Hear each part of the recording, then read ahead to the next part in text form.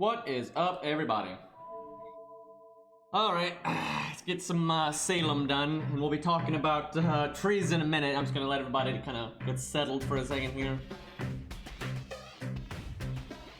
Dude, I still want to know how the fuck I got Sansoned that one time. I remember it was several years ago, and I think I was playing Ninja Gaiden. I got Sanson. He goes by Rex too, but I don't remember. Because I'm not in the viewer list when I'm in my dashboard, so. Wait, this is that's not Salem. I'll tell you what though, I need to buy the command code real quick. I don't want to forget.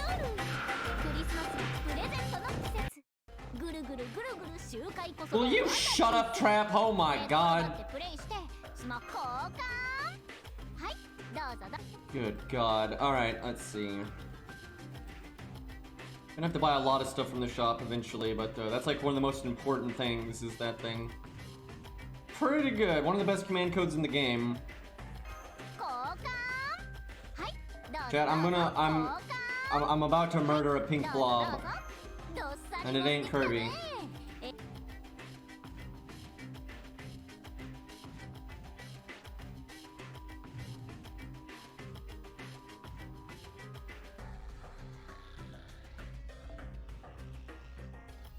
Alright, I can't believe we're on the final epic of Remnant already.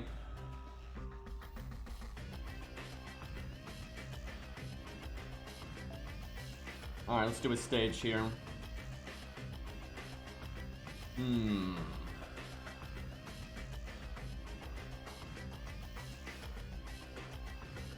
Why not? And before this is actually a boss battle, I'm gonna regret everything. Rulers aren't exactly amazing for fighting berserkers.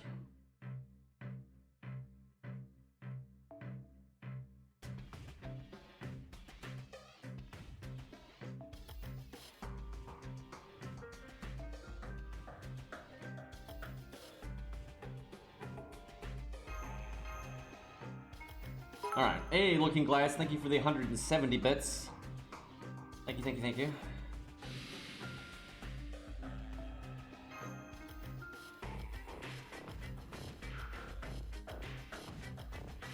Who is this fella that looks like Santa Island Mask, alright?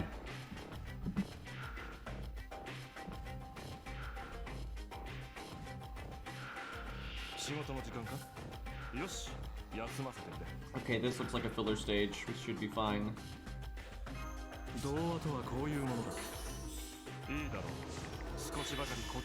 Okay, see, this is another example of old sprites just not quite being tall enough.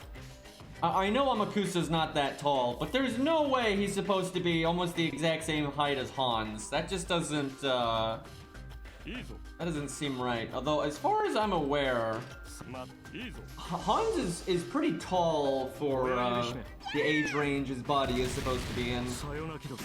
Does seem to be the case anyway. You know, I always hate videos like that, especially for Fate, because they're just inherently clickbait. Because if... It's like that saying, if you think you understand thermodynamics, you don't understand thermodynamics, right? There's no possible way you're going to do like a top 20 strongest servants. That's stupid, right? That's just bullshit. That's like, if you really look into Fate and you read all the character material books and all this nonsense, ain't nobody with a sensible brain been like, oh yeah, you can clearly, you know, sort out, you know, the top 10 here. Like you know, you can't, right? There's a few that you can clearly say are like, you know, above the rest of stuff, like, you know, what Nasu said about Gilgamesh and shit like that. But after that, when you start splitting hairs between like Karna and Edmund and Ozzy and all this other bullshit, it's like, there's no ordering that. That's just stupid. And those videos always result in people just slapping completely ridiculous characters that have no business being in like a top 10 list in there just cuz. You know, but yeah, I never take those lists seriously. Like, there's a reason I don't make a video like that, because that's stupid. You really can't make like a list.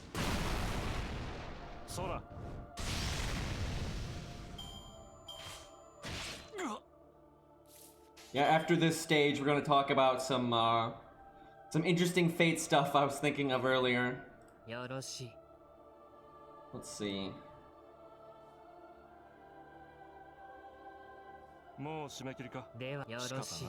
The stage is so easy, it doesn't matter too much what I do.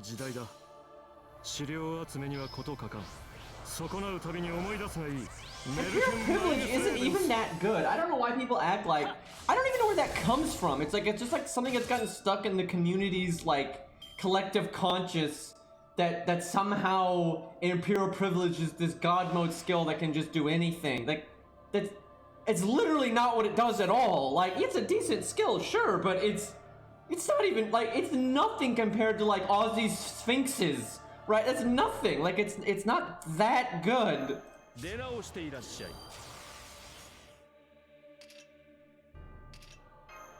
Alright, let's see if we can do 95k. You mean it's not a servant?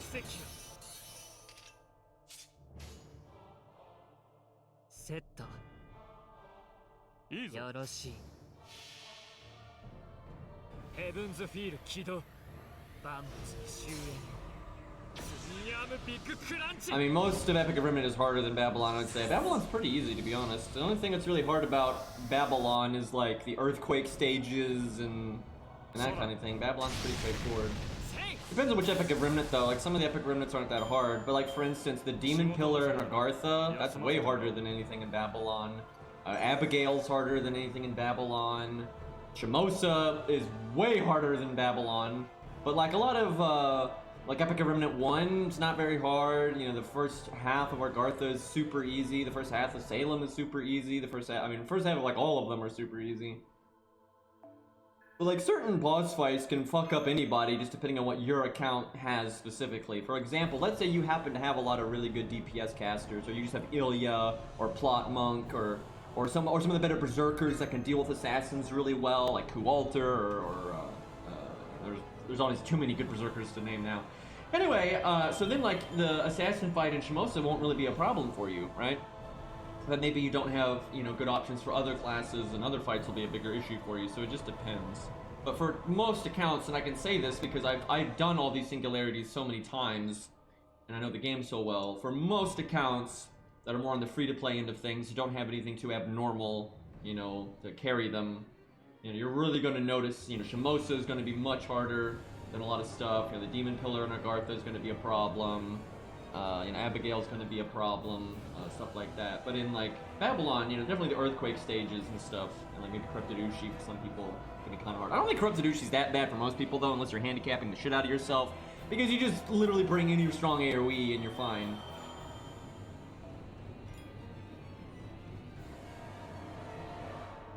Alright, so I want to talk about something here. I got something up on my desktop here that'll help me illustrate this in a very professional, you know, way, obviously.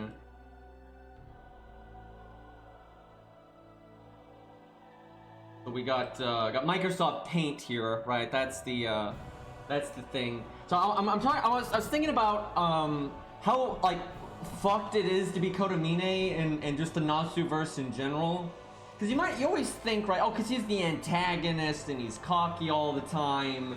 It's like, you kind of think of it as he's got it easy, right? But actually, Kotomine's pretty much got it worse than almost any character I can, like, think of, especially in Fate Stay Night, right?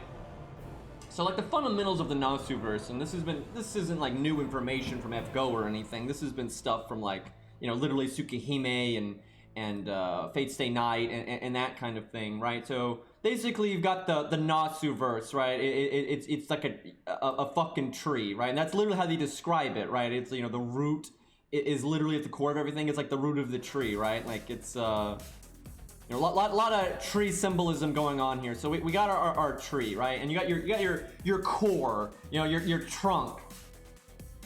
And they've literally said this, it sounds whack, but you have like these things that they call like quantum time locks, right? Like things that have to happen no matter what the timeline is. no matter what's going on. Like, one of them is like, Olympus must fall, right? And the age of the gods must end. That's like that must happen. How it happens, and maybe, you know, some slight variance in wind and stuff can fluctuate a bit, but Olympus has to fall, just that period, right? And like another one is like, you know, Camelot has to fall, Avalon is lost. You know, again, minor things might change here and there.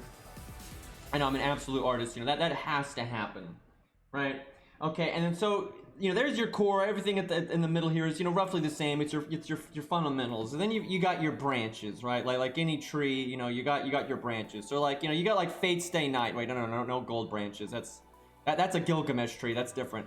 Okay, so you know, you got Fate Stay Night, right? And then you have a lot of like timelines that are pretty similar, right? You've got like, you know, Unlimited Blade Works, you know, going over here. You got Heaven's Feel going over there. You know, the middle one's the Fate route, and then you got like your, you know, your bad endings going, you know, every which way, and your true ending and your neutral ending, you know, that kind of thing. So, you know, branches going in a similar direction. But then you got things like Fate APOC, which, you know, not that divergent from the core here, but quite different from Fate Stay Night. You know, pretty much going in the opposite direction. Very different. If you compare APOC to Fate Stay Night, very different. But you compare them both to the core, and they're not that different. And, you know, you got all your variant timelines there. And, you know, there's many branches. So what I'm getting at here is, for some reason, and I really think this is dumb, but it's just something they came up with pretty early on when making Fate stuff. One of the quantum time locks why did fucking MS Paint on the newer fucking shit? Anyway, so one of the quantum time locks for some reason is Kodomine has to die. Like, you know, around the time of the Fuyuki Grail War is supposed to take place, right? No matter what, has to die. Like, most quantum time locks are pretty important fundamental things, right? Like you're not gonna, like, Shiro sometimes lives, sometimes dies, sometimes ends up in a jar on Medea's shelf. I'm serious, right? A lot of variance in his fate, because ultimately Shiro's just not that important. For some reason, the entirety of the Nasuverse has decided that a whole quantum time lock needs to be dedicated to Kodomine has to fucking die.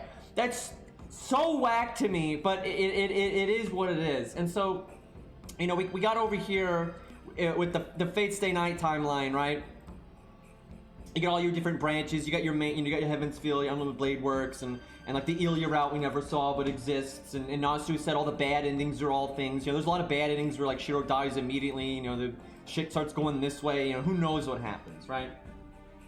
So even all these many timelines where Shiro dies or gets, you know, isn't relevant or isn't even in the war, right? Some of the timelines are kind of going this way, right? Where like Shiro's not even involved in crap. You know, you got APOC and all that. So a lot of wacky stuff. So in all of those, Kodomine still dies, right? So even in like a Fate timeline where you don't have all this Heaven's Feel and the Blade Works nonsense happening, somehow Kodomine still has to die, right? So his whole plan, right, with Gilgamesh is like, you know, we want to summon the Grail, need one servant alive. Gilgamesh doesn't count towards those because he's from Fate Zero. And, you know, Gilgamesh wants the last one to be Artoria, so, you know, they need Ku to die, obviously, right? But even if Shiro doesn't, you know, ruin everything, somehow Kodomine ends up dead anyway. And I was thinking about this, I'm like, how does that even work, right? When he's working with Gilgamesh of all people. He's got Ku, you know, so, and Natsu's implied that, like, many timelines, you know, Gilgamesh just kind of kills everyone, right? So how on earth does Kodomine always end up dead? Right, that really doesn't make any sense. But one thing I could think of is like, okay, you know, Ku probably kills him a lot. Like, let's be real, that's like a whole karma thing. You know, Kodomine is trying to use Ku and get Ku killed and everything, and Ku hates being betrayed and everything. So, and he doesn't die easily. So you could be like, yeah, I could see, you know, the whole Unlimited Blade Works thing happening a lot, something along those lines where Ku kind of takes Kodomine out. That's certainly not going to happen all the time, and maybe you got a few timelines where, like, you know, he falls off a cliff, right, and, you know, dies to, I don't know, a car crash or disease or something. You're gonna have a few weird ones like that. By the way, that'd be a lost belt right there. Something going that fucked. That would be a lost belt. And see, like that, like the whole Olympus thing, like, you know, if Olympus doesn't fall, that gets pruned, right? That's a lost belt. Like, if Olympus somehow survives, that gets cut off the tree. It's supposed to anyway. I'm sure there's some bullshit way around it, but But I guess, you know, maybe Medea kills him a few times, like when she goes to gank him and everything. But it's just crazy to think that even if Gilgamesh is successful and every, you know, all that goes, somehow Kodomine has to die anyway. Like, everyone makes a joke about, oh no, Lancer died, like in Carnival Phantasm. But when you think about it, it really should be like more of a meme of Kodomine getting struck by lightning, because it's not actually a quantum time lock that Ku has to die, right? For some reason, in every timeline, even if they extra shit everything, Kodomine has to die no matter what. Like, there's so many timelines going in so many crazy directions, but literally no matter what, you're not gonna, like, you know, the shit doesn't advance unless Kodomine dies. Like, I can't even fathom why. Like, why on earth is that a quantum time lock? And then, so actually getting into that, then you've got, like, so we got this tree over here, right, and its timelines, and there's, you know, way more branches than this, obviously. You know, you got all kinds of nonsense. You got your Fate Strange Fate, and, you know, all this bullshit. But then you've got, like, where Arthur comes from. Arthur's not like, you know, like some timeline over here, right? Arthur is from a completely different tree, basically. Now, we don't even know if they have, like, an Akasha and a root. It's a different world, so we don't even know if they have alternate timelines. Right, but it's something separated from like the typical Nasu-verse, right? It's not part of like all the stuff with Artoria and everything. Like, for real, they may only have one timeline, they might not have multiple timelines, who knows, right? But completely separate, doesn't have the quantum time locks, doesn't, you know, well, they may have their own, but it's just completely independent of all the shit going on over here, right? And for some reason in FGO and in Fate Labyrinth, something has happened with Arthur's original master, the Brat, that has somehow allowed stuff from this, you know, world to get to the regular Fate world for some reason. And then you've got there's another world that Lancer Artoria is from, and again, not connected to the regular Fate timeline, has its own, you know, shenanigans going on. And somehow that's been connected, right? Just in FGO. I mean, I doubt you'll see anything else, but who knows? And then Musashi is said to be from another, you know, completely independent world that's not connected as well. And like, you know, the Fate timeline over here has its own Musashi, right? We're probably never going to see them because, you know, reasons. And I'm assuming, they haven't really said one way or the other, but I am assuming that the servant universe, because it's not the servant world, it's not like an alternate, you know, take on like what happens with the planet, you know, Earth. It's a whole other universe. I'm assuming the servant universe is its own tree as well, right? Because like Calamity Jane talks about like how there's a normal Calamity Jane from our time or our world or whatever. And it's funny, she even says she thinks our Calamity Jane's badass and everything. I'm like, yeah, it'd be nice if, you know, we actually got that. But yeah, I'd like to point out that although there's not very many confirmed quantum time locks, and they're really big and they change every timeline ever and they're super important, for some reason, Kodomine has an entire quantum time lock dedicated to him dying. Feels bad, man. Well, I was making it shorter because, one, she dies, and two, because they don't give us any information about her world, right? It's literally just Musashi from a different world. Man, Saber Nero, you just missed all the fun stuff. I actually would have liked some of your input on all that, but I don't think I want to repeat all that again. But yeah, as bullshit as this really sums up what the hell is going on in the Natsu-verse. Like, this is pretty much how it works. And I'm not sounding whack, but it really is what's going on. And like, Tsukihime is part of the same tree as Fate Stay Night, but it's definitely going in a very different direction, you know, kind of like on the opposite side of the tree kind of thing. It's not like, you know, a whole nother you know, tree. Anyway, alright, let's get back to the game here. But yeah, Kodomine's got it rough, man. I think I've got my my game out of sync here. Yeah, I gotta get that back in line. There we go. Best PowerPoint slide ever. Yeah, very professional, very professional.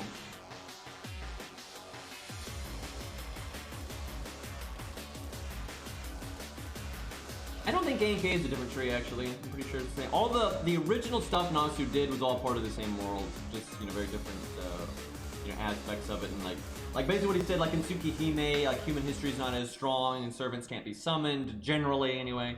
And in Fate, you know, human history is more like I guess intact or some shit than it can be, things like that. But as everyone was aware of, K&K, Tsukihime, Fate Stay Night, all those are in the same, you know, Nasuverse tree, right? Like that main tree. Don't make me bring up the paint thing again, right? But like the main tree is the Nasuverse, right? Because like Shiki and Toko and all that are in Fate Stay Night. Like they're like just mentioned, you know, off screen and whatnot. But like Toko makes Shiro's like artificial arm and that kind of thing. So yeah, K&K is definitely part of the main tree. Most of the Nasuverse stuff is part of the main tree. It's really only the specific stuff like, you know, Musashi's world, Arthur's, you know, Fate prototype, that kind of thing. Yeah, and as for Lost Belts, because we actually don't know how they work exactly, because a lot of the information they gave us about them turned out to be false. Like it was false assumptions people had in the universe, and it turned out to be not true. And they still actually, you know, as of FGO right now, they don't actually know exactly what the Lost Belts are. Like originally they were like, okay, there were timelines, you know, that got so off base, that are so, you know, away, like the branches that are so messed up that they had to be pruned, right? Cut off from the tree, basically. But it kind of seems like that's not actually what the Lost Belts are. It's more like they're things that would have been pruned or could have been pruned or did get pruned, and these are like some kind of virtual recreation, like if they weren't pruned or something. That's like an Ophelia's guess is, right? Because there's a thing in Lost Belt 5.2, there's like a report from her before she died to Wadim, where she's basically theorizing that the Lost Belts aren't real, right? It's not an actual timeline, like it's some kind of virtual shtick. Kind of weird, honestly. All right, let's go Spartacus. This is probably a single target situation, but we'll see what happens.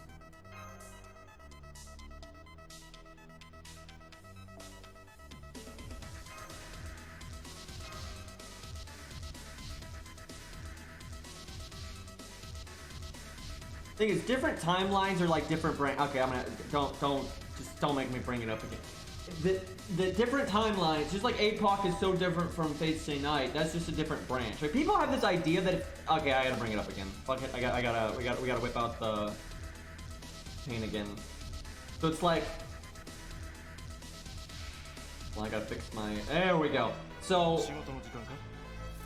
You know, middle one here, this is the Nasuverse, right? This is Nasuverse, this is Fate Prototype, this is, what the fuck was this? I guess the Servant Universe, and this is where Musashi comes from, right? Okay. So people have this idea that literally anytime things get, you know, really different from Fate Stay Night, it must be a different timeline. And there are some instances of that, like they've never said, but I would imagine, like, if they were going to say Carnival of Phantasm is actually part of this whole shtick, they're going to make it its own tree, right? Because it breaks too many rules to be, like, part of the normal timeline here, right? But, like, Fate Stay Night is not the core. Fate Stay Night is not the core of the tree here, right? The core of the tree is shit like, you know, the Olympians must fall, Camelot must fall, Kodomine must die, you know, it's crap like that. Fate Stay Night is like a branch over here, right? Like right here, it's just like a branch. It's not like the fundamental stuff that can be very different from Fate Stay Night and just be like a branch going this way, right? Like, if this right here is Unlimited Blade Works, which isn't that different from Fate Stay Night, right? And then this is Heaven's Feel, right? None of that's that different. It's just different branches, right? But a branch on the other part of the tree, that's super fucking different, right? So stuff like K&K, Tsukihime, you know, that's all, you know, shit over here. And then like the alternate, you know, stuff and those things are just branches off the branches, right? Like, have you seen a tree? There's a lot of fucking branches, right? It's like, it's pretty cluttered there. But yeah, every time something's pretty different from Fate Stay Night doesn't mean it's, you know, on a different tree. Most things are part of the main tree. Like, overwhelmingly, the stuff they make are just part of, like, the normal Nasuverse. Only every once in a while do they make exceptions, and that's normally when it's like, you know, things like Fate Prototype, because it was a different story initially that was canceled, right? It had its own premise, it had its own fundamentals, its own world. You know, mana worked differently. It wasn't even supposed, and then when they later on scrapped it, it didn't exist anymore, right? And then they made Fate Stay Night, they made, you know, all these other works, and Tsukihime, and Notes, and all that. And then they revisited Fate Prototype, but they kind of kept with what it was about, so it kind of has to be its own world, right? Same for, then we have like stuff they do for fun, or like canon breaking stuff, like, you know, the Servant Universe, or Chrono Phantasma and crap like that. And then Masashi over here was basically them being like, well, it doesn't really make sense for Masashi to be female, but we want her to be female, so yeah, that's basically where that comes from, right? And Shimosa was like some kind of weird thing that was almost a lost belt, but not a lost belt, and somehow connected to Masashi nonsense, and that's kind of where all that started. They never actually explained that very well. They really haven't said what the fuck is going on with the Servant Universe, and that's because it's a joke. It's not, it's like they've never talked about how Chrono Phantasma fits into any of this. Because it's Chrono Phantasma and it doesn't matter, right? Same for the Servant Universe. Has anyone actually read Saber Wars? Like, seriously, I don't think people understand how stupid the Servant Universe is. I think people like read some vague stuff and then they don't realize that it's a complete joke. The amount of Star Wars references, like in Saber Wars 1 and 2, is ridiculous. Like, really on-the-nose bullshit Star Wars references. It's obviously a joke, right? And like, the Gawain... Have you seen Gawain in the Servant Universe? It's like, of course this isn't canon, right? Like, so I would imagine the Servant Universe is probably a completely different tree type nonsense. You know, it's not like just a branch. Either that or it's a really fucked up branch. But...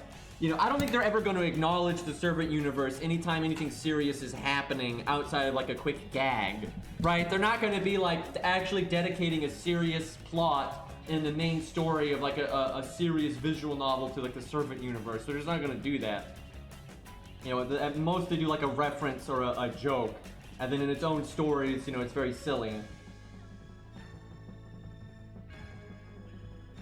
Okay, let's get back to the gameplay here. I think that's the right screen. There we go. OBS, how does it work? Why am I fighting Phantom again? That's funny because Phantom is in... what is it? Shinjuku, right? Like, in a somewhat major way. It's kind of weird they reused him as a Phantom here again. I remember fighting this, though, with, like, Martha way back in the day. Like, Ruler Martha, I remember. Will this be on the test? Yeah, clearly. We can get our NP so fast with Spartacus. Feels good, man. If Hans was actually ranked 10, we'd get it next turn no matter what. Thankfully, because we've got a Spartacus card, we'll get it anyway.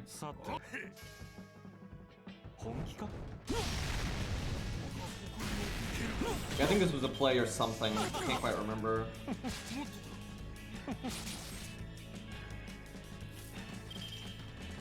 But yeah, Phantom of the Opera is just a typical servant, right?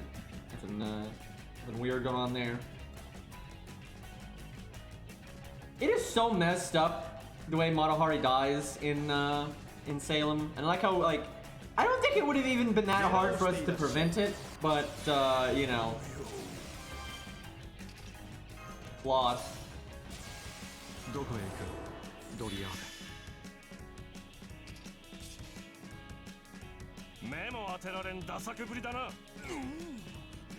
Alright, let's see what level 100 Spartacus can do.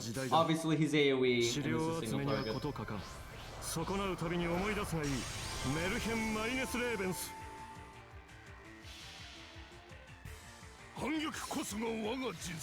Yeah, but Sanson kind of ends up being fine too, ultimately. He's going back to Chaldia and all that. Really, nothing actually works out that badly for any of our servants in Salem, really. Like, it's almost bad, but then it's not.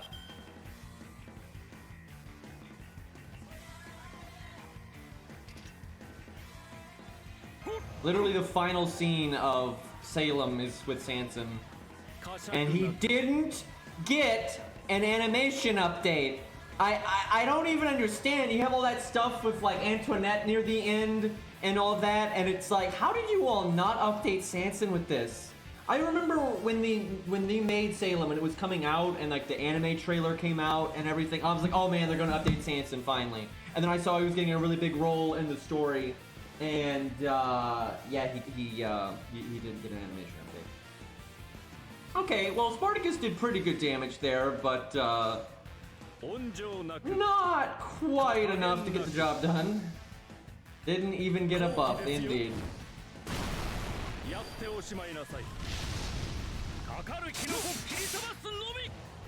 I gotta say, Salem really is not my favorite story in certain aspects. There's certain parts of it that are pretty cool, though. But there definitely are some pretty big contrivances and just dumb crap. But it's still kind of neat. I like the setting. I like how basically what's going on. I think they did a really good job with the Lovecraftian stuff, because basically what they did was the Lovecraftian stuff is real in the Nasuverse, but it's so far away, and it's like just so unconnected to like the Milky Way and everything, that there's no way to. It's not possible to summon them. It is completely impossible to summon them. Any way to summon them is impossible. So they basically had to make a fictional way to summon them, right? So they basically made it so Lovecraftian stuff real, any like gateway or whatever to connect to them is fictional, right? And then, you know, they found a way to make fictional stuff, you know, used, basically. I thought it was kind of neat, so I kind of like that side of it.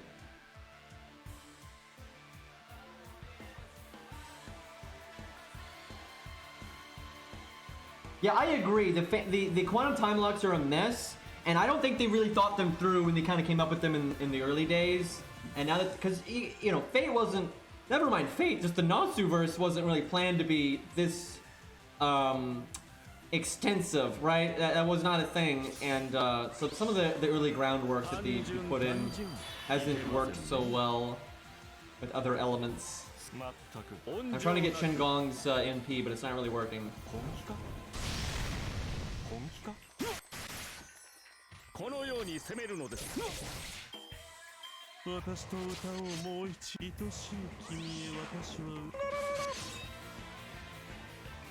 What they probably do if they use Lovecraft, which they probably won't, but if they directly use Lovecraft, what they would probably do is like he could summon a fictional version of them, right? Like his stories were like a fictional take based on something that's real. Like that's probably what they would do. I would think. I have no idea, right? Maybe they would do something else, but that kind of off the way they've handled Outer Gods and all the Lovecraftian stuff to this point, I kind of suspect that's what they would do.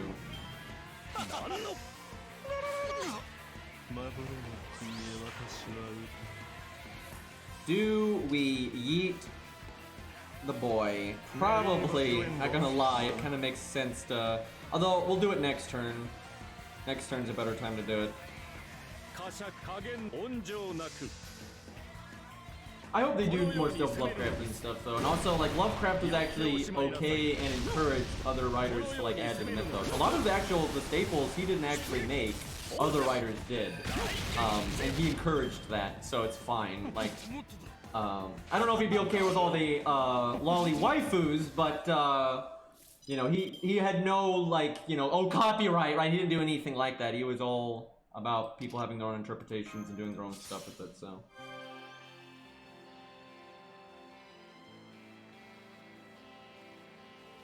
No, I mean, it's not like this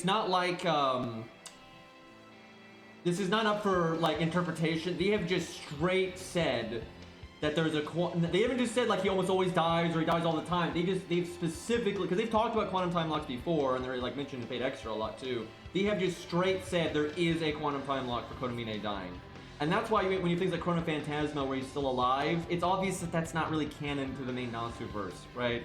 And you can still explain it away by saying it's a different tree or a different world or whatever. But it's because it's a thing they made for fun. You know, it's just a silly, you know, extra show for comedy, right? They're not trying to fit it into the serious business stories that they make, like Tsukihime or Melty Blood or whatever. Like they're not doing that, right? They can explain it away almost as a joke if they want to, but like they're not intending that stuff to be taken all that seriously. Yeah, I'm sure Nasu does still remember that because we've referenced it several times. Like, why do you think Kotomine's body is dead in Fate Grand Order? That's not a coincidence. And like, why he's like, you know, virtual in Fate Extra and all these other things, right? They know, like they remember. I want to art chain. Yeah, probably. Spartacus gets guts back next turn, which would be nice.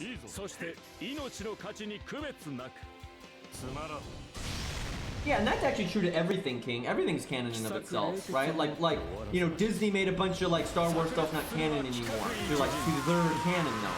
right? So like that, let's say you have a book, right? Like that book is that book, and that story is that story, right? Now you don't have to like it, or you know, you don't have to like see it as being connected to the other works and things like that. But a story's a story. Stories aren't real. Canon's not real. I like how Spartacus would have done so much next turn. He got his guts back next turn, and then he died. Feels bad. But like outside of like history and things like that, stories are made up to begin with. There's no such thing as a canon. That's just like a thing that like a writer agrees upon, right? Or different people pull from. It doesn't mean anything, right? It's all make believe. Like it's fake. There is no. You know, one guy can say something's canon, and another guy says it is, and like, well, what's the difference, right? Like, it's all, you know, bullshit.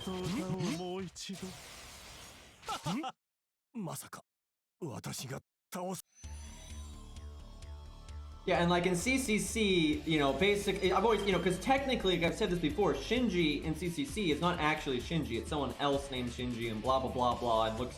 But in terms of from a writing perspective, it is Nasu revisiting the same character and showing it in a different light, right? And it's the same thing with Kodamine. That's not the Kodamine, you know, that's an NPC for God's sakes.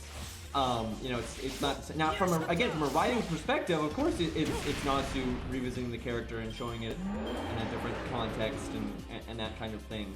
And the busy work, right?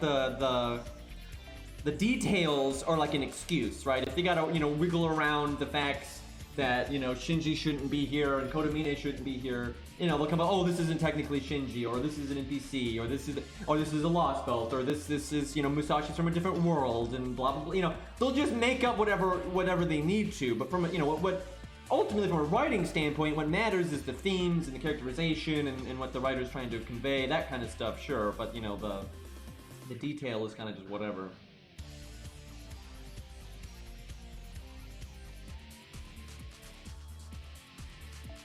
I mean, it's not like you can replay the story on, like, if they let you replay the story, right, on anytime you wanted, the need for ult accounts would be drastically lower. But honestly, never mind that. There's a lot of reasons to have an ult account. Like, now, there's not a lot of reasons to have as many ult accounts as I have, but I only have this many because, one, you know, I have content creation and I like replaying the story and stuff. But one big reason to have an ult account, like a ult account, it's just a, as in one, as in adding one ult account, is one, you'll get twice as much free SQ, right? So you'll get to roll twice as often, and then you can summon yourself, right? That's actually one of the big reasons I like having a ult account, is because the game forces you to use the support so often, and you might not, you know, have access to what you want, or maybe the stuff on your list is too strong or too weak, or you just don't like it or whatever. If you're like me and you like doing very specific things, maybe you're going to make a video and you want to solo, or you want to specifically show off a certain unit, or have a very specific setup, or just use 3 stars. If you're wanting to do very specific stuff like that, you're going to need a specific support. A lot of people don't slot 3 stars. Everyone acts like, oh my god, you use golds, you're such a whale. Meanwhile, literally every free-to-play player ever, entire support list is nothing but gold units, right? You have to work pretty hard to find someone on a support list that's a, look at this, look at this, look at this. All of these, all you know, all gold, all gold, all gold. No, wait, no, there's Billy. Well, he's gold, but you know, he would have been silver. You know, all gold, all gold, all gold. Okay, there's another. This guy seems to like grailing low stars. Okay, but yeah, it's like overwhelmingly, it's just gold shit everywhere. Like so if you're like, hey, I want to use just 3 stars and try to beat this boss with just the free-to-play people. Good luck summoning one. Like it's pretty hard. So it's good to have an ult account. Like, okay, on my ult account, I'll slot David. Now I can summon David. No golds. There we go. Right. Or if you're wanting to solo something and you want to just have taunt walls, level 1s that die immediately, so you're just down to your unit as fast as possible. You know, it's an easy way to do that too. So there's a very practical reason. And like when I made my first ult account, right? So I'm way back, many years ago. I just had my 1 account. When I decided to make a second account, it was because I was like, okay, I think they're going to add Arthur. Arthur didn't exist back then. I was like, they've added Ozzy from Fate Prototype. They've got Prototype Lancer. They've got a Rosh from Prototype. You know, I was like, okay, I think with all these Prototype servants they got here, Serenity's in, Hohenheim's in, I'm like, I think they're going to add Arthur, right? He's popular, you know, so it seemed very likely to me they were going to add Arthur. It's like, okay, I'm going to save up and try to get Arthur when they add him. But I was like, you know what? I really like Gilgamesh. He's like one of my favorite characters. I'm probably not going to be able to, in a reasonable amount of time here, save up for Arthur and get Gilgamesh. But I have no idea when they're going to raid up Gilgamesh, because back then they hadn't raided up Gilgamesh a million times yet. You know, we hadn't noticed that pattern yet. And so I was like, you know, okay, so while I'm saving up for Arthur, I'll make another account, and I won't really play it, but I'll just log in every day, maybe, you know, do some dailies here and there, and just, you know, grab SQ, and I'll stock up on the side, and so, you know, maybe a few months after Arthur, maybe I'll get Gilgamesh or something, right? And then as I had that account, you know, they did add Gilgamesh, and I did roll for him, and I did get him, and I was like, well, you know, might as well use my Grails and, like, maybe Grail Proto-Coup, right? You know, I don't have enough Grails to do that on my main account right now, so maybe I'll do that, right? I got Gwaine when I rolled for Gil. Let's Grail him too. And hey, now I can summon Gilgamesh anytime I want to. I gotta use the support slot for something, and now I also have Proto-Coup and Gwaine, right? That's where my first ult account came from. I wasn't even planning on playing the game, and then I started streaming, right? And I was like, well, when new stories come out, I kind of want to save the stages for like my videos for YouTube, but I like to stream them too. I was like, okay, I'll use my main account for the videos, and I'll play my ult account on the stream and get through the stages, right? It's pretty reasonable. It's not really that surprising. Like, I mean, how else are you going to handle this stuff? Now, I then went on to make another 90 ult accounts. That's not normal, and most people don't do that. And yeah, that's the weird part.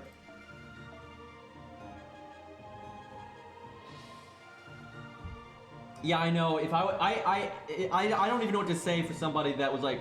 Because seriously, I was all like, guys, of course they're going to add Arthur. So I felt so secure and saving up until he was added, right? But then look at Proto Gil. What if I had just had what if Arthur was like Proto Gil and they hadn't added him yet? So all this time later, Arthur still wasn't in, right? I don't even know what I would have done. I would still be like, you know, old man Green saving up for Arthur here. If Ares shows up, we'll do the servant thing. But these stages aren't so hard; it's not a big deal. I can't really manage all that at the same time. That would be really slow and tedious. But that's something I definitely want to do for Lost Ball 5. I think that's going to be really fun. A lot of people act like the Shinji from CCC isn't supposed to be a revisit of the character just because it isn't actually him. He's pretty blatantly supposed to be theoretical if Shinji wasn't ruined by the worst granddad ever without having to mess with Fate Stay Night. Yeah, I agree. Not only what you said there, but the fact that Nasu even said that he wanted to do that. Right? It's like, what a coincidence that Nasu said that he wanted to have a route in Fate Stay Night where Shinji would like kind of be shown in a better light and show that, you know, if he was raised in a different context, he actually wouldn't be so bad. Still be kind of a brat, but, you know, he'd actually be kind of a good person. He said that, right? And then, wow, look, then he made Fate Extra, and Shinji turns out that way. Who knew, right? Like, that's not a coincidence. You don't have a coincidence where the writer says, yeah, I wanted to show, you know, Shinji in a better light. I just didn't, you know, we didn't have time to do it. And then makes another story where he has a character named Shinji that looks like Shinji, has very similar characteristics to him, and then just isn't raised in the worst context ever and is exactly what does the thing that Nasu said he wanted to do. Like, that's not a coincidence. That's obviously, you know, Nasu showing what he said. So you can take from that, you know, in the normal world, you know, where Fate Stay Night comes from, that in those other timelines and stuff that Nasu was talking about, that's pretty much what Shinji would turn out like. Right? Yeah, he'd probably be older and stuff, right, due to timing and all that. But that's obviously his way of showing off those characteristics and stuff that he was talking about. That's obviously what it is. Like, I mean, are you kidding me here? Like, I swear some people just don't know anything about writing, I think. And it's like, they don't realize all the cart before the horse nonsense and that kind of thing. All right, what am I doing here? I guess writer is like the way to go. All right. I hope Zaw's here, but yeah, Zaw's here. Zaw, he was the one talking about that Proto Guild thing. He's always asking me to use Martha. We'll try to make her the main DPS then. We'll bring Ushi in the back in case things go really wrong, but we can probably make this work. Or we could do, I mean, we could do this, you know, co-op. It's the same voice. It's the same person, right? It's black Martha or purple Ushi, except one of them is drawn like an albino goblin for some reason, and the other one's drawn like normal. Their hand slipped, right? But Yeah, it is kind of funny. They actually would look pretty similar if Ushi was actually drawn correctly. Unfortunately, she's not. But what are you gonna do?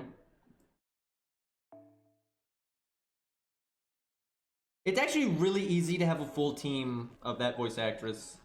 She's voiced a lot of things. Let's see, she's done Martha, Ushi, other Martha, Melt, other Melt. I feel like I'm definitely forgetting somebody. I know there's another one in here. I know there's at least one other one.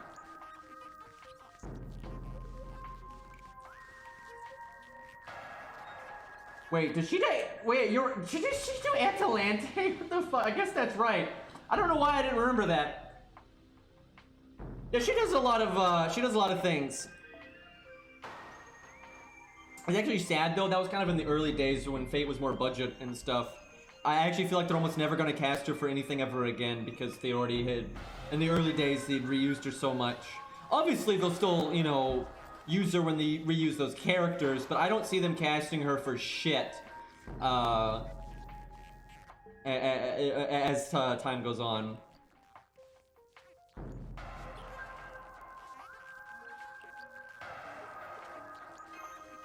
There's a few other voice actors like that too, where in the early days they kind of reused them for different roles, so now I'm like, yeah, I don't think they're gonna use them again.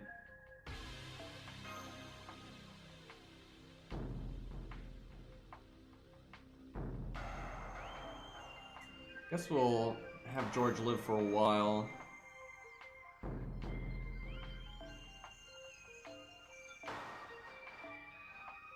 Honestly, getting a Rosh Spawn CE would be nice, but I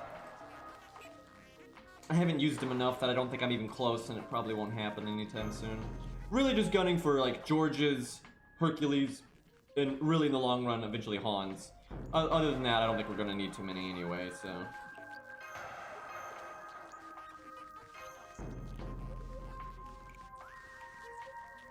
Yeah, we'll probably get Guedia as something at some point. They're either gonna make Guedia playable or Solomon playable or something. They're gonna work something out eventually, I'm sure.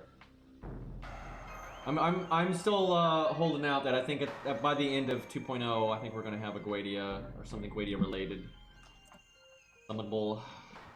We shall see. I'm a BRB real quick. I need to get water.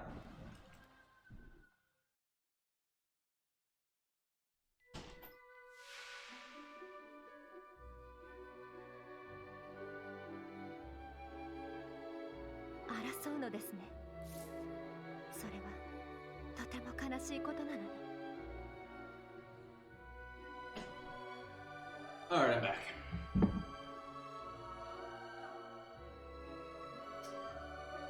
Alright, we're in. Oh, I remember this stage. Yeah, Martha's got this. Gonna wreck these guys. Yeah, I can't wait to see Lost Squadia account when hopefully the appointed day comes along. So George was wrong here. I should have just bought like a buffer. Should have bought 2 buffers really, but this is a nice hand though.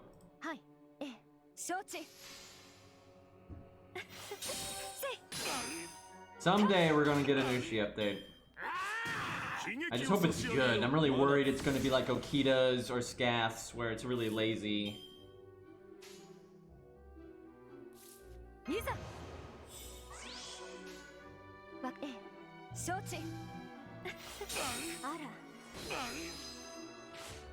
$97%. That feels bad.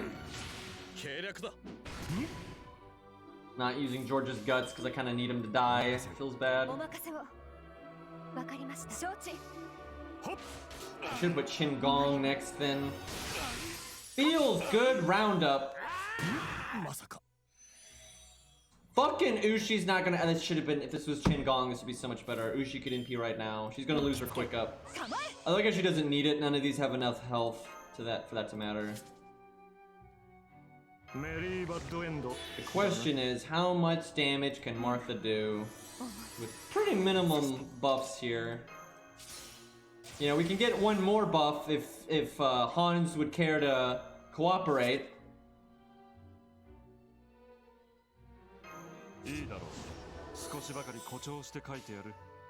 Hans, please. Oh, here, we're gonna do this just to get the the NP up. There's no reason to do this. You'd do more damage in total for doing like the Buster card first and having Buster card in 3rd place and having the Buster up from the NP, right? That would obviously be better. But this is way more stylish. And actually, this is more damage across the board, right? Because the NP will hit all 3 and the NP up will hit all 3. It actually is slightly better. Yeah, actually, I don't dislike Benkei. It's just DW does apparently. いい時代だ。資料集めには事欠かん。損なうたびに思い出すがいい。メルヘン・マイネス・レーベンス。I think we landed the attack buff on Martha there. Yeah, we did.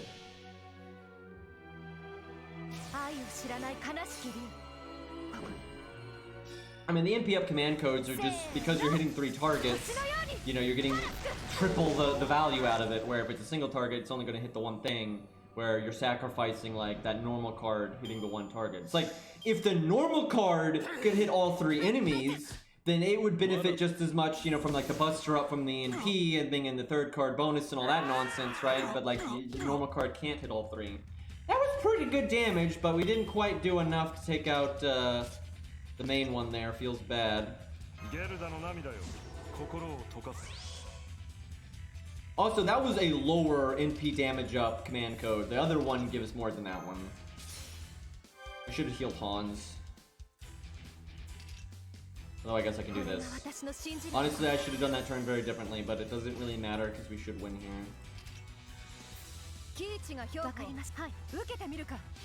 Bonk him!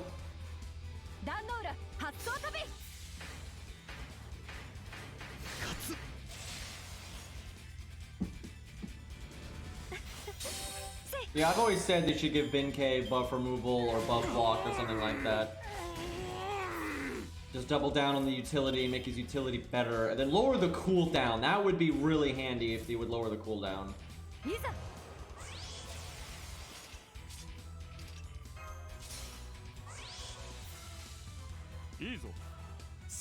Just crit forehead.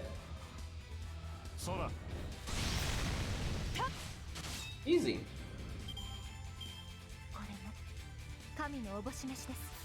I mean, they don't really hate free-to-play, they just hate not making money, if that makes any sense. Like, they're well aware that you're not going to get money out of everybody and you need the mass to kind of complement the whales and have someone for them to show off to. Everyone understands this business model, right? It's not like I legitimately, if they could snap their fingers and make all the free-to-play characters have like amazing animations, I'm sure they would. I don't think they're like, oh, we want these animations to be bad so people roll for the 5 stars. I don't think they see it that way at all. I just think it's the fact that it legitimately is a lot of work to make 2D sprites and everything. And they just can't be bothered to do that often for things they don't make money off of. You know, they do it every once in a while, but I mean, it's been many years and they've done animation updates for Hans and Hector and stuff, but like, not quickly. Like, dear God, not quickly. And then they're pretty hit or miss in how much effort they put into them. You know, sometimes they put a good bit of effort into their animation updates, and sometimes they don't.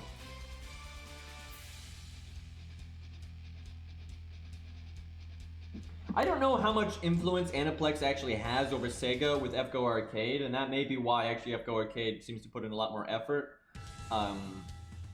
But, you know, it's like different devs have different mentalities, they have different work ethics, they're, you know, different levels of burnout, all kinds of things. And, you know, right now it's kind of obvious they're kind of happy to work on FGO Arcade, right? I don't really get that feeling from DW right now. Yeah, I don't think Sasanushi she's not awful, but I don't feel like they put in that much effort, like, especially with their NP. It's kind of funny, one of the servants that I think they were counting on really being worth the time was Space Ishtar. And I think the reason they did that was because, you know, Ishtar is so popular. You know, she is one of the most popular characters in FGO, unfortunately. Anyway, so I think they thought that was a surefire win, right? And like, oh yeah, Ishtar is popular, so then if we like really, not only just putting out another Ishtar means money, but then if we like make it really fancy and all that, then people are really gonna want to go for it. But it didn't pan out. Yeah, Rintar did, you know. But I'm a little surprised she sold so badly. But when you really think about it, I guess it's not really that crazy because one, people just did not. First of all, the player base was pissed that they skipped Halloween. Not fuck the NA player base. Like the JP player base was not happy that they didn't do Halloween. So that was already a thing because Saber Wars 2 was basically replacing Halloween, and then they just didn't like the aesthetic of it, right? And then all the colorful nonsense and all the like cowboy stuff, they didn't care for that. And then I think everyone that likes Ishtar or Rin was happy enough with the Ishtar that they had, and then that version I guess they just saw is like wow, it's Ishtar but like a cowgirl, whoop-de-doo, or the weird space nonsense, right? They didn't seem to care very much. Because that was one of the worst selling banners they've had in a while. Like, it did not go very well. Especially a banner that wasn't like a rerun or like a repeat. It was a brand new, big focused banner, and it just didn't make them much money, so. Space Ishtar was also released right after an Ishtar banner. Yeah, I guess that's true, because some people save up, free SQs and maybe spend a little bit of money, and then they probably already used it on regular Ishtar, so. Yeah, some people like Space Ishtar. Of course, some people like her. Some people like every servant, right? As far as I can tell, Calamity Jane is pretty much the least popular female servant ever in FGO. But there's still people that like her. Like, of course, there's people that like Eric Bloodaxe. I like Eric Bloodaxe. Yeah, Space Ishtar was after Arjuna Alter. I guess we'll go Berserker again. Or is that too casual? The stages are kind of easy, so there we go. I'll do some gray. Not countering anything. I'm gonna bring something to deal with the assassin just in case, though. Oh wait, this account doesn't have Medea. Fuck. There we go. There's our guy. I want to cut George.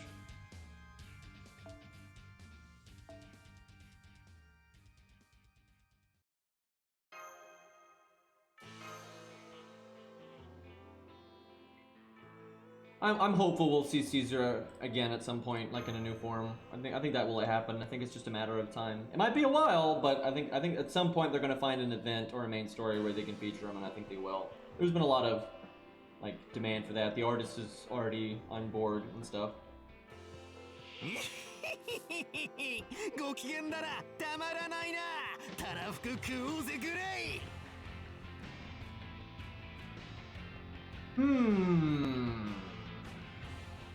Well, we don't have starting in P, so I'll probably do that.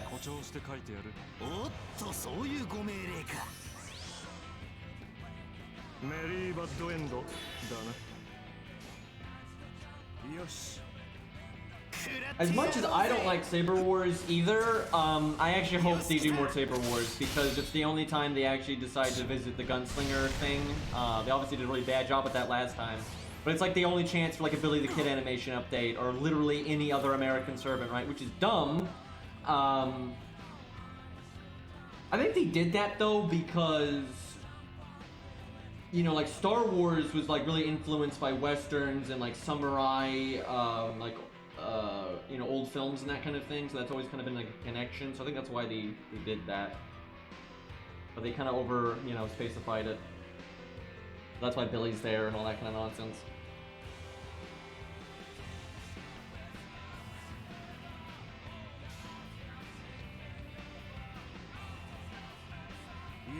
Yeah, actually, I asked some people in Japan just like 2 days ago about like how Calamity Jane went over and stuff, and yeah, he was like, yeah, they didn't really like her, and it was pretty much the reasons that I thought it was. Like, she's an American servant anyway. That's generally not that popular. And then she's really like rainbow flamboyant nonsense. And they didn't like Saber Wars in general. No one wanted to roll for Ishtar, right? A lot of things kind of lined up for that not to go over well. Yeah, Sir K is definitely one of the things I want to see in FGO. Because here's the thing, okay. I would love for them to use Green Knight. That's one of my favorites. As a kid, that was like my favorite thing ever, right? And like obviously, Green, I like Knights, he uses Bad Lax, there's a lot of things in my favor here, right? But there's no telling on how they would actually use him, right? The design could be anything. It could be like some stupid futuristic nonsense, it could be gender bend, or that seems incredibly unlikely. because they've already referred to him as like a masculine pronoun in Japanese, so unlikely that they would gender bend him, but you never know. Anyway, so it's like it's not like I have a guarantee that if they did Green Knight, I would actually like Green Knight. But they've already designed Sir Kay. He's already got a voice actor. He's already shown up in various stories and stuff. So I already know what he acts like and so on and so forth. So I already know that I really like him. So he's actually, out of all the things that are confirmed, he's pretty much the thing that I would want the most, I would say. He's definitely my favorite knight of the round. And I do really like Bedivere and Gwaine and stuff, but yeah, I think Sir Kay is my top knight of the round there. This is really a good, oh wait, these are undead. I don't think I NP, I think I just use my anti-undead shtick. I'm assuming the front guy is a zombie, so he's probably undead too. Can she kill with just 2? Let's find out. I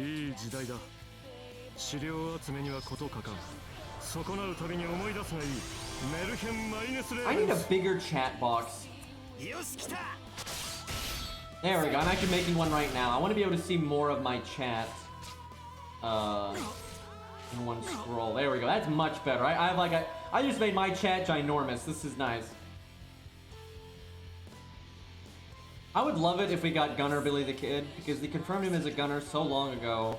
But I don't think it's ever gonna happen. Because again, Billy's not that popular either. He's more popular than Calamity Jane is, but from what I have seen from JP with Billy, they don't dislike Billy, but they don't have really any love for him either, right? He's kind of just there. So that kind of sucks.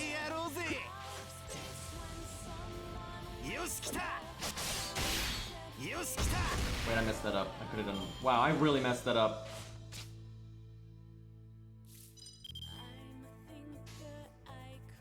I don't know why I didn't make my chat bigger before, because I've always had a problem where, like, sometimes...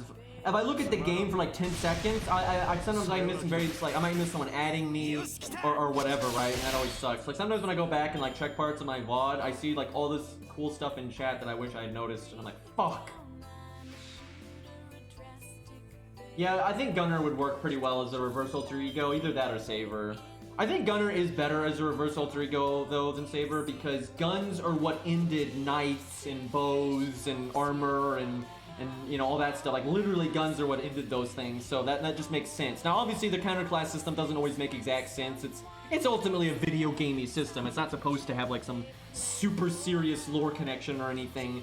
But, you know, they put some, like, vague reasoning behind the class stuff, so that'd be kind of cool to do it that way.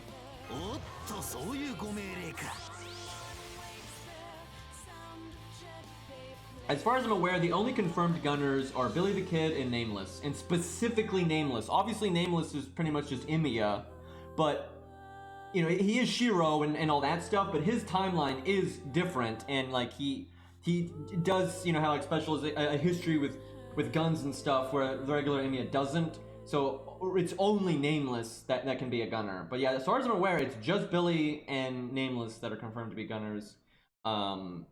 You can I would imagine that, like, the regular timeline of Calamity Jane, because the Calamity Jane you summon in FGO is the Servant Universe version of Calamity Jane, but she straight says in her bio that there is a, you know, normal Nasuverse version of Calamity Jane, and from her voice line, it's, you know, obviously she's way more normal and, like, more, you know, quote unquote badass. So she probably could be one too, and same for a lot of the other. I would imagine most of the gunslingers could probably be gunners. But from what they've said, and just from how few there are, a lot of people act like literally anyone with a gun is supposed to be a gunner. That's clearly not the case, because a lot of people use a gun, but they're not specialized in firearms, like, at all. Like, Nobu is not specialized in firearms at all. You know, she just, she just uses them as, you know, a tool, and Nobu just wanted to use any tool of war that was, like, you know, the latest and greatest that would be useful. It's not like Nobu sat there practicing with a gun day and night and was, like, super proficient with one. That is not a thing. Same for Kutsugu even though he does use guns quite a bit, it's not like that was what his specialty was. It's not like all he, you know, trained with. He just used bombs, knives, grenades, trapdoors, poison gas, you know, whatever, right? Where with a lot of, like, gunslingers and stuff, these specifically specialized in guns and would spend loads of time, You know, not only getting good with guns, but like doing, you know, learning pointless things with guns just for like, you know, showing off and crap like that.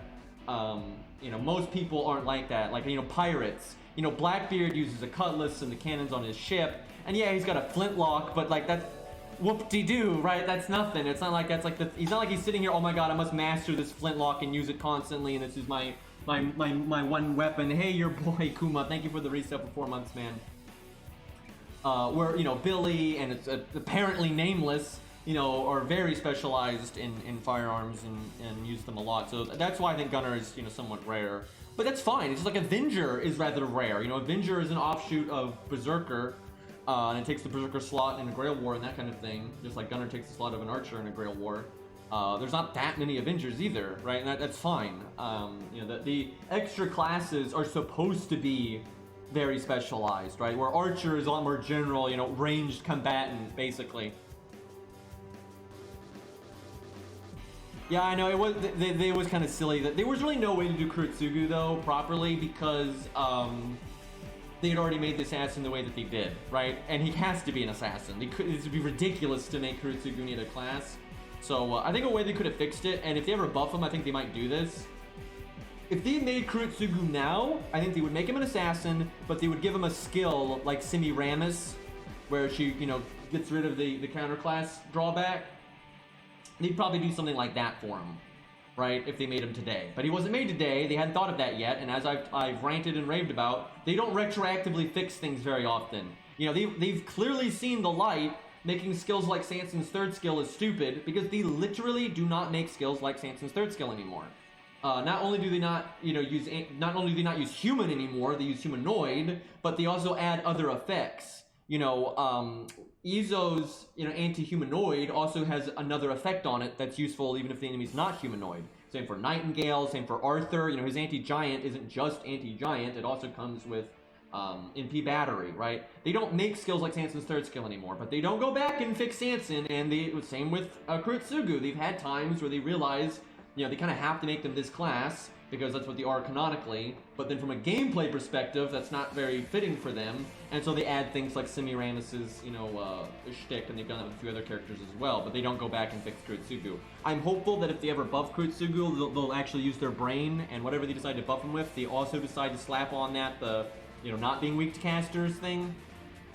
But you gotta remember, you know, the counterclass system is not a canon thing, it's a video game thing. Casters do not counter assassins, right? Now sure, you could say that a lot of casters might have means like their bounded fields and all that to detect assassins, and that's actually true and been shown, and that's handy, but that doesn't mean that they like counter assassins, right? That's just a thing, right? Like, you know, ultimately the cast countering is just a video game mechanic, and it's kind of just vaguely based on some things that can make, you know, a degree of sense in lore, but it's certainly not like kind of a universal thing. But yeah, it does suck for Kurotsugu that he's super shitty against casters. That's pretty silly. But yeah, I'm holding out hope that someday they fix that, because they need to buff Kurotsugu anyway. Because although he's a decent 4-star and he's not gonna like hold your team back and he can be pretty useful, he's kind of obviously inferior to like 100 Face and Shiki and things like that. And although being inferior to them does not make him bad, it's kind of frustrating, and it'd be nice if we could, you know, give him a facelift here. Yeah, although Hurt can be a Berserker, it's not as a class you generally summon him as. It's because it's a pretty niche thing that happened in his legend. He's not famous for it at all. So it's a pretty rare thing to see Hurt as a Berserker. The only reason he was actually summoned as a Berserker in Fate's Day Night was because the Einspurns forcibly altered the summon to make him one. Presumably they actually weren't summoning a Berserker Hercules, they were summoning another class of Hercules, and he forcibly changed it with Manus Enhancement and all that. And they did that because they were afraid Hercules would betray them like Kurotsugu betrayed them. But that was a huge mistake, because Hercules would not have betrayed Ilya under any circumstance, and so he's going to be loyal anyway, and they just screwed themselves out of, you know, 9 lives and one of the smarter servants out there and one of the more skilled servants out there, so that was a big mistake on their part. But welcome to the Ironburns, they always do stupid shit like that. Yeah, I don't think I don't think a bounded field from a caster would work on the Fate Strange the Fate Strange fake Hassan. If you read what his presence concealment is, it's like you can't detect him because he's not like he's imitating. Like the reason his presence concealment is EX and it's like his thing is because they straight up say this. He's not imitating like being part of the world. It's not like he looks exactly like a tree and he can completely hide his presence, or like he looks like a rock or a shadow. He becomes part of the world. Like he literally becomes part of the world. There's nothing to detect. Generally there's no hiding from your own master, right? The servants have a direct connection to their master. But even his own master cannot detect him. And his master thinks when he summoned him that the summon failed and like no servant answered his call and there's no servant.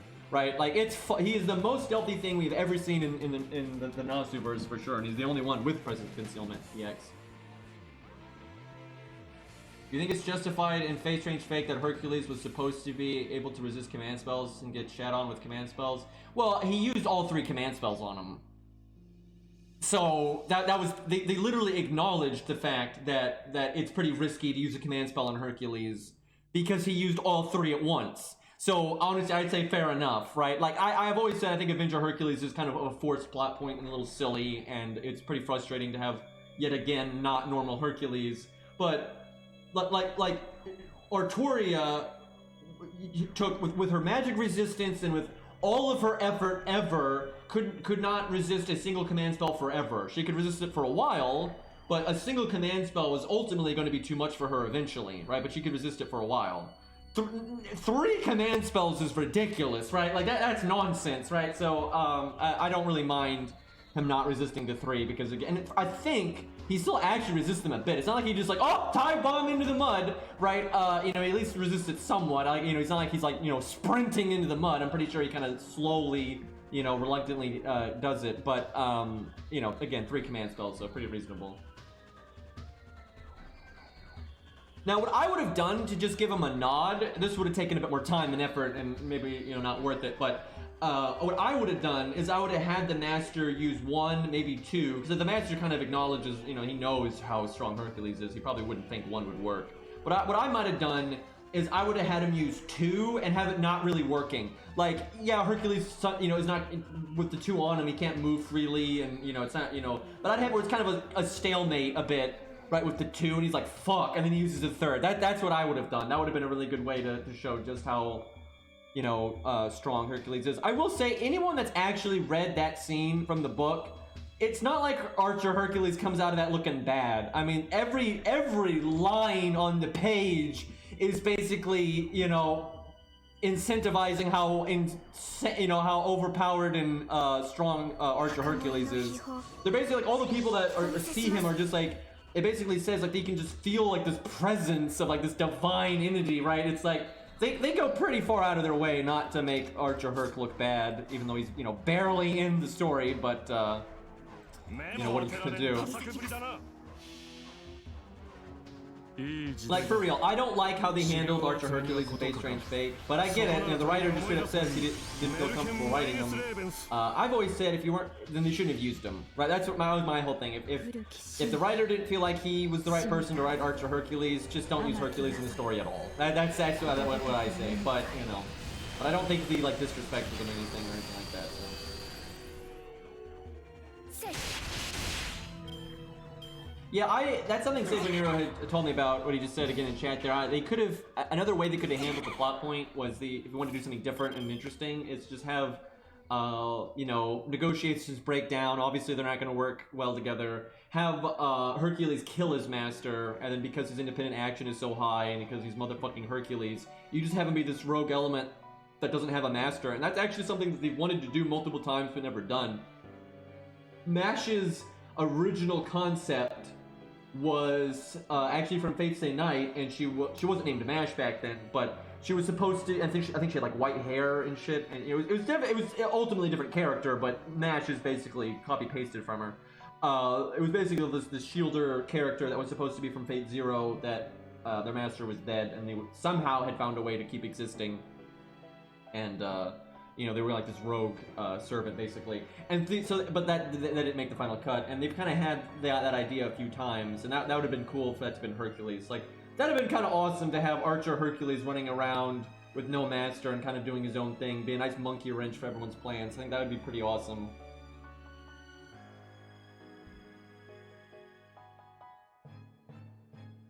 But yeah, if they were gonna do the command spell thing, I think doing 2 and then having that not work and then do 3 would have been cool. But they kind of just had the master know how insane Hercules was and just use 3 right away. And like it's fine too. But yeah, I think the other way would have been cooler.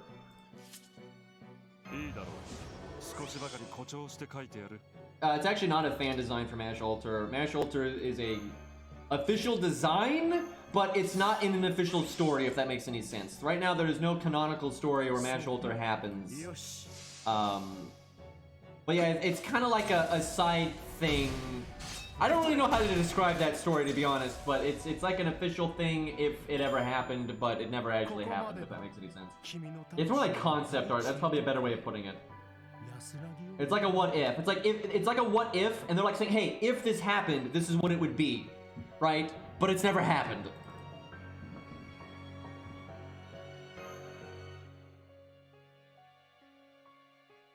And yeah, it's like they're not locking themselves in. It's like if they actually revisited it, like for sure, if they ever did Mash Alter, they would blatantly reference that, and it would basically be along those lines. But they might not use exactly that 100% design. They might twink a few things, and maybe the class is different, or whatever. But it's pretty obvious they would use that stuff. And it's kind of like I forget who the writer was that did it, but they're someone that's like does stuff with Type Moon on their own made like that quick little cheat sheet story for the Epic of Gilgamesh, and they I don't remember what artist it was, I can't remember, but they made a design for the Bull of Heaven, they made a design for Ishtar, all that stuff. That wasn't canon, but it was someone that was kind of affiliated with Type Moon, and when they actually got around to making Bull of Heaven canonically, they used that exact design from what that guy had done years prior. So it's kind of like that, right? Like that little pamphlet or whatever wasn't strictly canon, but they obviously were okay with the designs. Like, yeah, we'll go with that. Mozart's artist? Oh, wow, that's kind of awesome.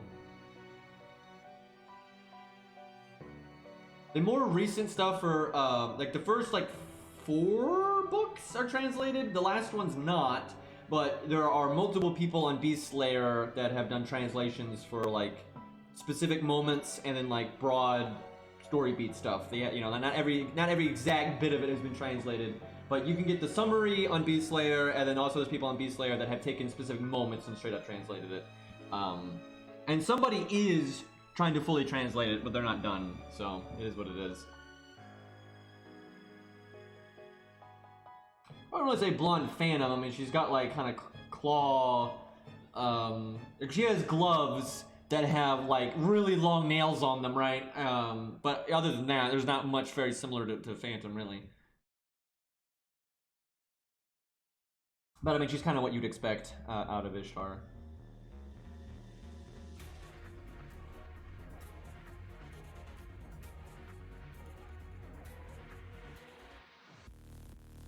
Yeah, there's a lot of people that are really interested in Fate Strange Fake, so there's generally a lot of people translating stuff, so it hasn't been too hard to keep up with.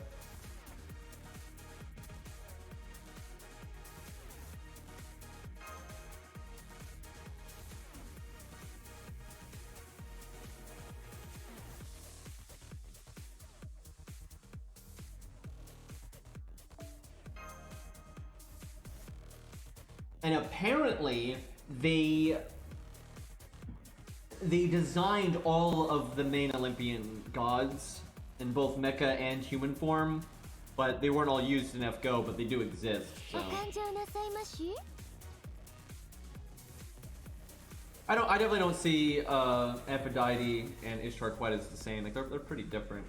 They have some similarities, but although I will say it kind of depends on the take on Aphrodite. So I was looking into some Medusa stuff a few days ago, and so I've said this before. In most Greek stories and legends and takes on things, generally Medusa doesn't have an origin story. Or overwhelmingly, Medusa does not have an origin story. And there is, there is some though that use like the whole Poseidon connection, but a lot of times Poseidon actually does not rape her. That's something that the internet has kind of sensationalized. That's really not it. Like, there is a version like that, but generally there's just a pretty vague connection between Medusa and Poseidon. And again, in most things there's no origin for Medusa at all. But in quite a few, they're just either lovers, or they just, a lot it's just like, how do I put this? Poseidon is just kind of like a fan of Medusa and basically just sends her a Pegasus, right? And that seems to be what Fates the Night actually went with in like Fate Hollow. And what generally happens with the Aphrodite stuff is Aphrodite is basically just pissed that Medusa's popular, right? And because everyone is like, oh, Aphrodite is such a bitch because she basically victim blames Medusa for getting raped. But when I've looked into it, that's not what it is. Normally Medusa doesn't get raped by Poseidon. It's normally they just have like a vague connection that they don't even really explain, and beyond that they normally don't have Medusa doesn't even have an origin story, and generally it's Aphrodite basically just being mad that that Medusa's got worshippers basically, or followers, or is popular, or any of that. And as far as I'm aware, in Fate Hollow, that's what they go with. It's like it's basically the Gorgon sisters in general are starting to get like more worshippers than Aphrodite is okay with, and then so she curses them, and that's why everything starts going south, and like basically the worshippers get twisted, and then people start like hunting them and all that stuff. Like, it started off where it was things were fine, and then Aphrodite curses them and it all goes to shit. But that is based off of some of the actual stories and whatnot. But I gotta stress this, overwhelmingly Medusa generally does not have an origin story, like, at all.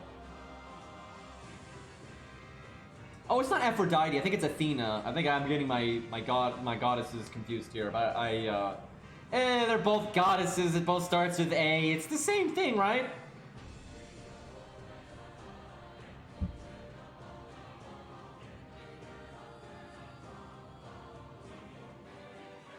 But yeah, pretty consistently throughout Greek mythology and all the different writers and stuff, all their different takes. Overwhelmingly, the Greek gods are shown to be pretty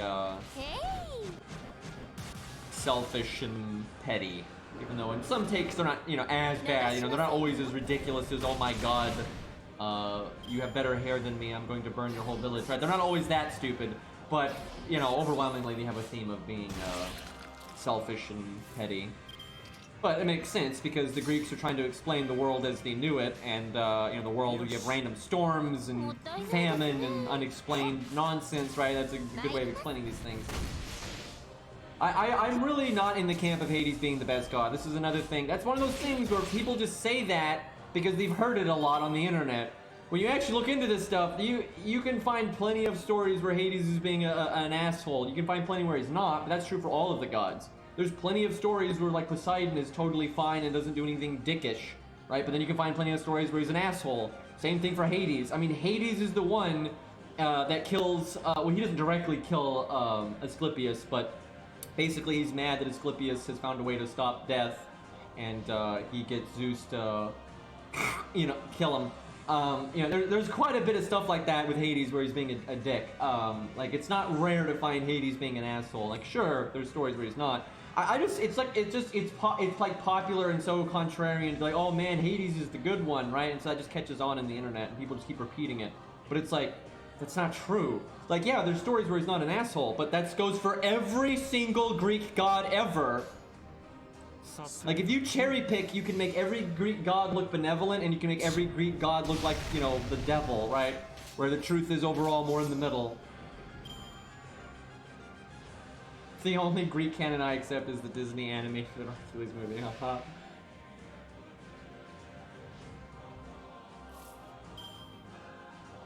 Yeah, but there's nothing. The thing is nothing Asclepius was doing was actually causing problems. It was causing problems for the gods, not the circle of life. It's not like, oh my god, the cosmos are crashing because not everyone's dying. Nothing happens with having souls go to Hades. That's just what they want.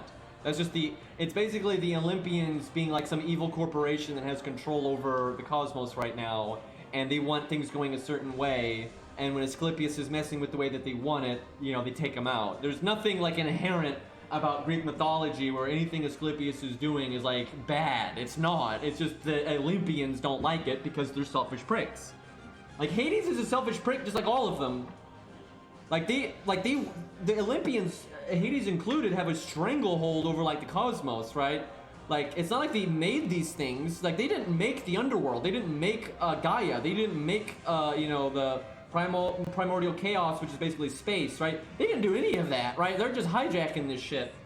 You know, they're strong-arming everybody. Now, to be fair, and some people say this about Zeus, and it kind of depends on which take of Zeus we have, but there are definitely times where Zeus is kind of being implied to still be protecting, you know, Gaia, if you will, from a lot of, like, unseen cosmic threats and that kind of thing. So although he's prideful and kind of an ass and these things, you know, he's still doing quote-unquote maybe the greater good, you might see it. But that's, you know, kind of depends on your point of view. And what I find, what gets really messed up, and I've talked about this before, and Canis is a good example of this. You have a lot of mythologies or stories or heroes or lesser gods and stuff that don't have multiple stories, right? They don't have, like, Canis doesn't have multiple origin stories. Where, like, a lot of other things do, and you have a lot of different takes on Zeus, a lot of different takes on Poseidon. Because, surprise, surprise, Greeks had different feelings about the sea, right? Like, that's how this works, right? There's no, like, set, you know, shit here. But Canis only has the one origin story, where you got, like, Medusa with multiple, and you got Poseidon with multiple. But Canis only has the one, and so when you use those things together, it gets kind of messed up. Because Medusa doesn't always have a connection to Poseidon, and when she does have a connection to Poseidon, Poseidon isn't always, you know, a rapist. Where with Canis only has the one origin story, and their only interaction with Poseidon is the rape thing, right? So if you put Medusa, Poseidon, and Canis in the same story, it's kind of a problem, right? And this goes for a lot of other things in Greek mythology, just like with Asclepius. Asclepius isn't in as many things as Hades is, or Zeus is. Right, so if you use Asclepius, it kind of traps, you know, your characterization of certain things. So that's kind of an issue with Greek mythology, and that's what happens when you have literally unlimited writers. It wasn't like there was like 5 or 6 people writing Greek, you know, myths. It was literally everyone. You know, any city, any person could say anything about any of these stories, or say Zeus did this, or I heard that, or, you know, this story gets popular and that legend gets written down, and then they start saying it differently in a different city. Like, there's no limit to these things. There wasn't no fucking copyright.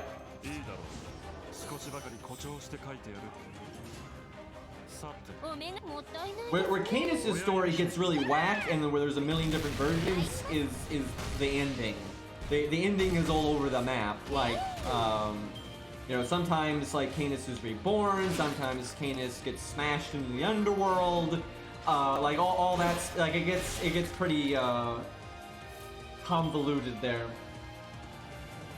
Yeah, I know these monsters look kind of stupid. Like, and the sound effects are really dumb too.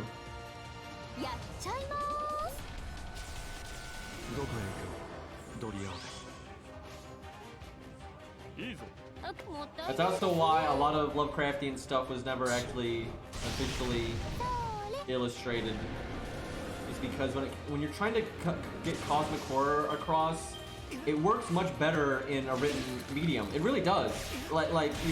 Because they're supposed to be creatures that we can't even comprehend. So when you see them, you're seeing something your brain can't comprehend, right? And it's basically a way of getting across how vast the cosmos are.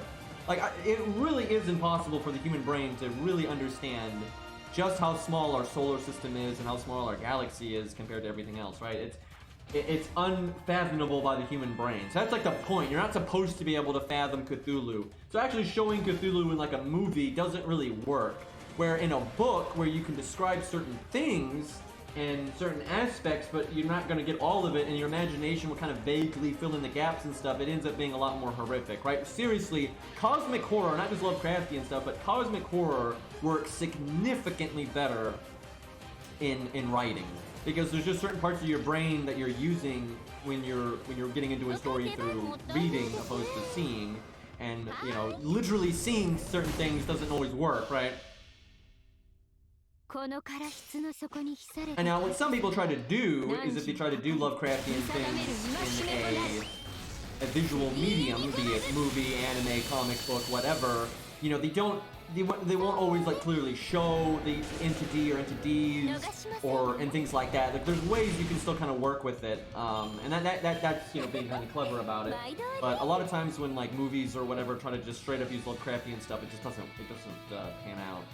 The only things that like generally Lovecraft and like the other writers that kind of worked in that space that they would really detail a lot were normally the deep ones and stuff like that, because those were like more down to earth things anyway.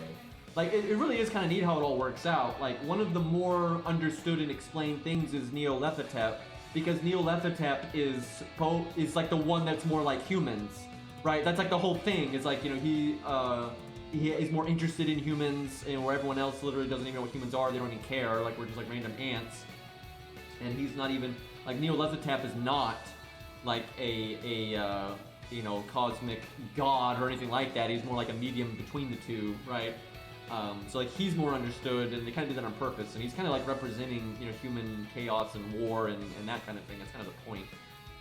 So like understanding him makes more sense, and like the deep ones are, you know, on Earth and they're just in the water, and so like those things are more seen, and they're not supposed to be quite as, you know, out there, where like you're not really supposed to understand the Yellow King, right? You're not supposed to understand Cthulhu and all that nonsense. I was so happy that they actually referenced the centaur that killed Canis. I truly, because you all know this, I was talking about like Canis's, you know, real life history and all that stuff, you know, kind of leading up to her being added to the game. And I had talked about the centaurs and them being awesome, and I kind of wish they were in Fate, but they're probably not going to be. So I didn't expect them to even be mentioned, right, at all. But they did a pretty straight up reference to this centaur that killed her, and I was like, that's pretty awesome. So that, although we're probably never going to see him, I was really happy that they acknowledged that. That was really nice. Like they actually did their research, right? So it's kind of nice. And I do think if they ever, hey, hi Ari, if they ever put him in the game, I think 100% they would give him a skill that would just completely bypass Canis's invulnerability and whatnot. Like that would, of course they would. That'd be so wrong if they didn't. And they should just straight up give him like pierce invulnerability, right? They should give him like you know, pierce invulnerability or buff removal or whatever to kind of represent the whole Canis beatdown. So, but yeah, he's never gonna get added. Let's be real. You make him a saber. That'd be pretty funny. Yeah, Ari, if you want to bust out the RNG, I'm game. If not, though, I understand. I'm sure it's a lot of work to have to keep up with all that. Guts removal. Yeah, that'd be good. Give him pierce invulnerability and give him buff removal, so he gets rid of things like guts and like Castor Artoria's thing, right? Like that'd be pretty funny. Let's give him the ultimate tree beatdown.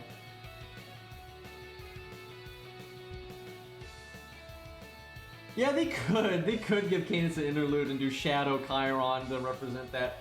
I don't know though, that if you look at the interludes they do, they don't always tie that directly to their past and whatnot. Sometimes it's just like, you know, Valkyrie playing video games and whatnot. Like, there's no telling what they would do with an interlude like that, so that would be pretty funny though. That sounds like effort indeed.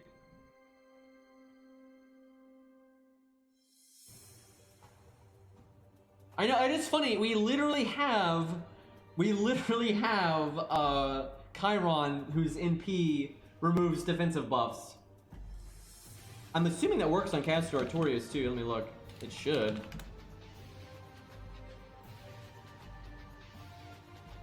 Yep. It gets rid of defense, you know, Buster defense, invulnerability, all that stuff. Does not get rid of Guts though, because Guts actually is not counted as a defensive buff. It's counted as like its own buff type. Which kind of makes sense because it's not defensive, it's bringing you back from the dead, right? Like it doesn't lower damage, it doesn't stop an NP, it just brings you back, so. Yeah, none of the abilities like that have removed Guts, none of them do.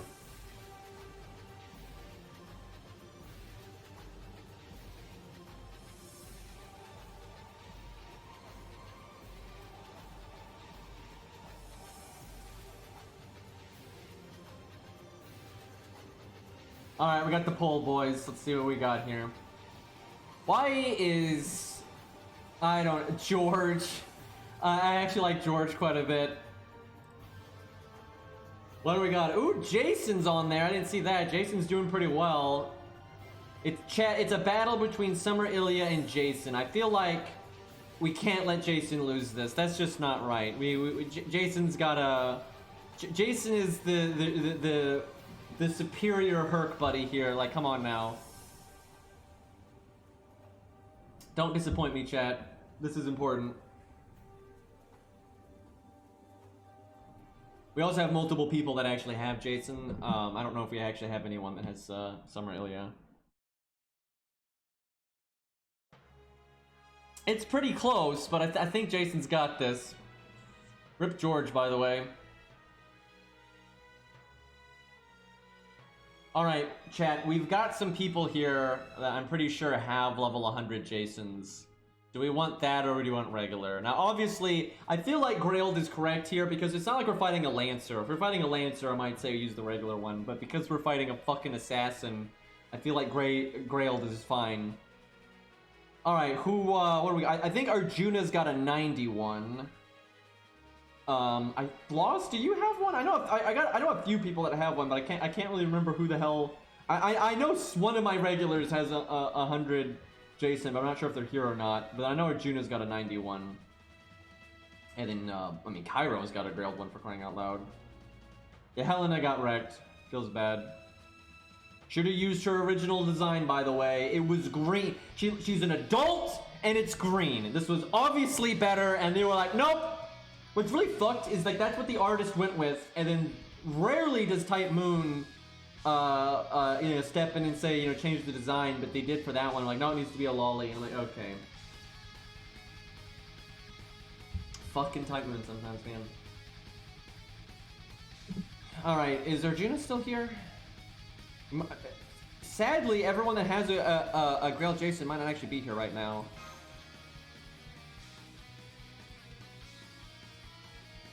I wish your original design was a little bit more serious, but it's still way more serious than what we got, and it's also just not a lolly, so, good enough.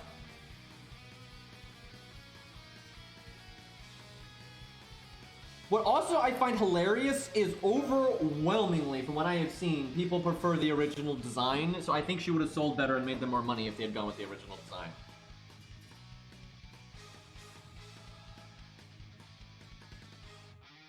Like, I've seen, of course, there's a few people that don't like that prefer what we got, because, people. But, overwhelmingly, what I've seen is the original. The original is more popular, and what we got isn't really that popular. Now, I'm hoping that for, like, Count of Monte Cristo for Edmund, I'm hoping they just make that a costume or something at some point, because that's also ludicrously popular. They might make that a completely different servant, though. I think he's popular enough that might actually happen. They may already have plans for that. So do we not know no Grail Jason's, chat? Feels bad if we gotta use a regular one, but I've got mine at least.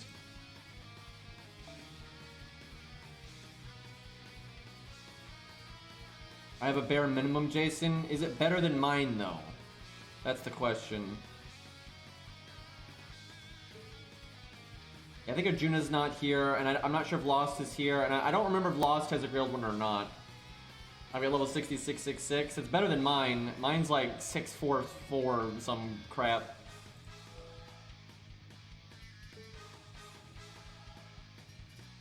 Looks like Ares is the best. Just give him the best CE you got. We'll bring Herc up to the front. That's what we'll do here.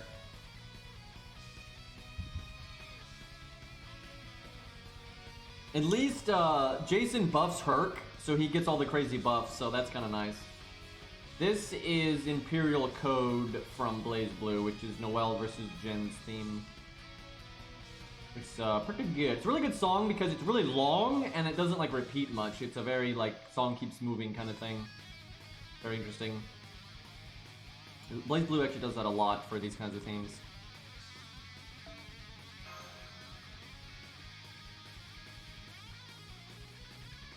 Alright, there's Faust. Don't got Ares yet, give it a second.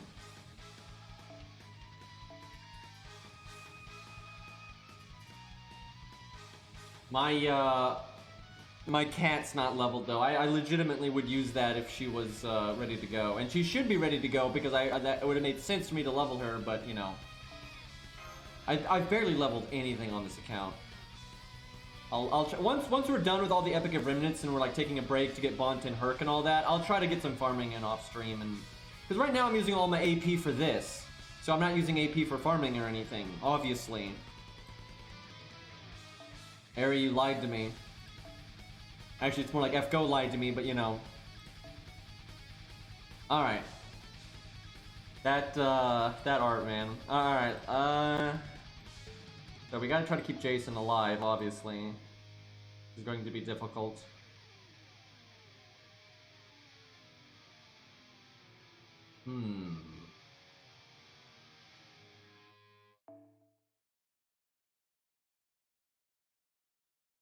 Right, yeah, we don't have enough of the crew.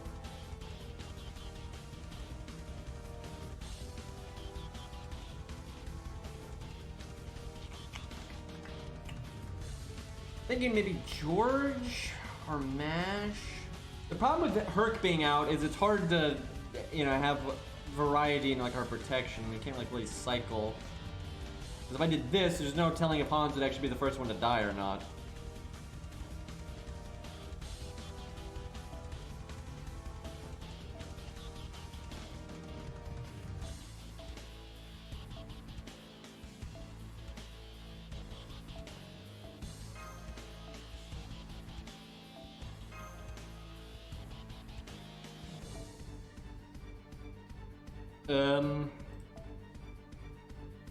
Oh boy.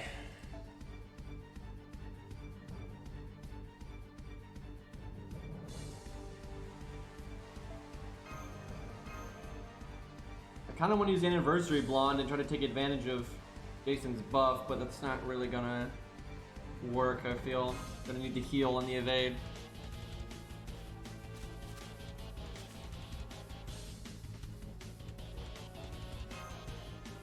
I always forget that Nukehead is in the story. I don't know why, but I've forgotten that so many times.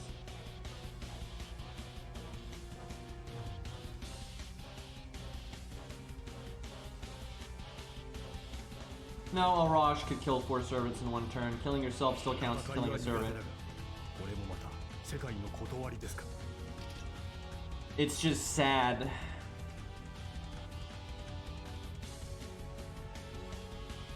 Jason's mats are not bad at all. He's quite easy. Most bronze servants are very easy to 10-10-10 if you care to. The exception to that is some of the day 1 characters because DW didn't know what they were doing. But all of his mat costs are very low. It's not a problem at all. She's a lot better since she got buffed. Her buff helped her a good bit. She's still behind, I would say, a lot of the other AoE Lancers, but her buff was pretty much what she needed. So she's alright now. Like, she's not one of those units you're gonna be like, oh man, Nukehead's so good, she's like breaking the game. Look, I'm using an AoE Lancer for a single target situation. Like, no, it's not one of those. But it's like, oh hey, this boss fight calls for an AoE Lancer. And you use her. It's like, yeah, that worked, right? Like, she can fill the role of what she's designed to be. Like, just fine. I don't think I'm gonna taunt here, because these guys only attack once per turn, so... Oh my god, his voice acting is so good, man. Have you ever seen a, like, okay, I've always advocated for Jason wasn't so bad, and like, you know, because first off, that's literally how he is in the story, and then also because even in the early days of FGO, they had implied that Jason really wasn't that bad. You had him in like Solomon, you know, so it literally he dies to save everyone, right? Like he's they'd already had signs of him being that kind of dude, right? So, but regardless of that, the community at large has always disliked Jason. I mean, holy crap, I remember like for so long, right up until he got added, you know, people were like, oh my god, if they ever add Jason, I'm just gonna burn him a bunch or feed him to Medea and blah blah blah. Like, he was just overwhelmingly disliked for so long. He was like Shinji, right? But when he actually got added, I have never seen a character turn around like the community perception of, like, you know, redemption arc, right? I've never seen one that extreme. He went from pretty much one of the most hated things to almost everyone likes him, all of us, you know, so that was kind of funny. But it was good because it wasn't like they just 180'd his character and started having him behave in a way that he didn't behave, and he's completely consistent with the way they've always characterized Jason. They just kind of showed you more of his character in a different context and kind of, you know, explained him better. But it was completely in line with how they had shown him before, especially with, you know, how they had shown him in the Salem chapter to, you know, actually not be a dick. Okay, we taunt next turn. Probably could have gotten away with art chaining there.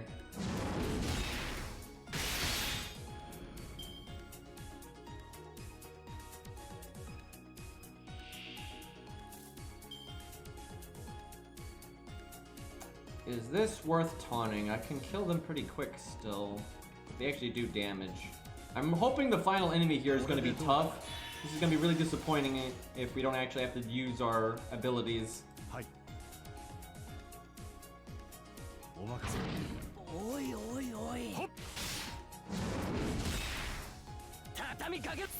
I don't see Beryl having a redemption arc. I don't see that happening. I don't think they even want it, right? Like, they want Beryl to be a character people love to hate. Like, that's, I think, what they're going with that. Because, like, with his character motivation and everything, there's nothing sympathetic about it. They're trying to make him unsympathetic. Limbo seems to be in that camp too. I don't think some people like Limbo, but I don't mind him. I kind of see Limbo as like, yeah, he's supposed to be a bad person, right? So you don't like have expectations for him to do nice things. But he is kind of creepy and you know, it's made some problems. So yeah, I don't think they want anybody rooting for Limbo.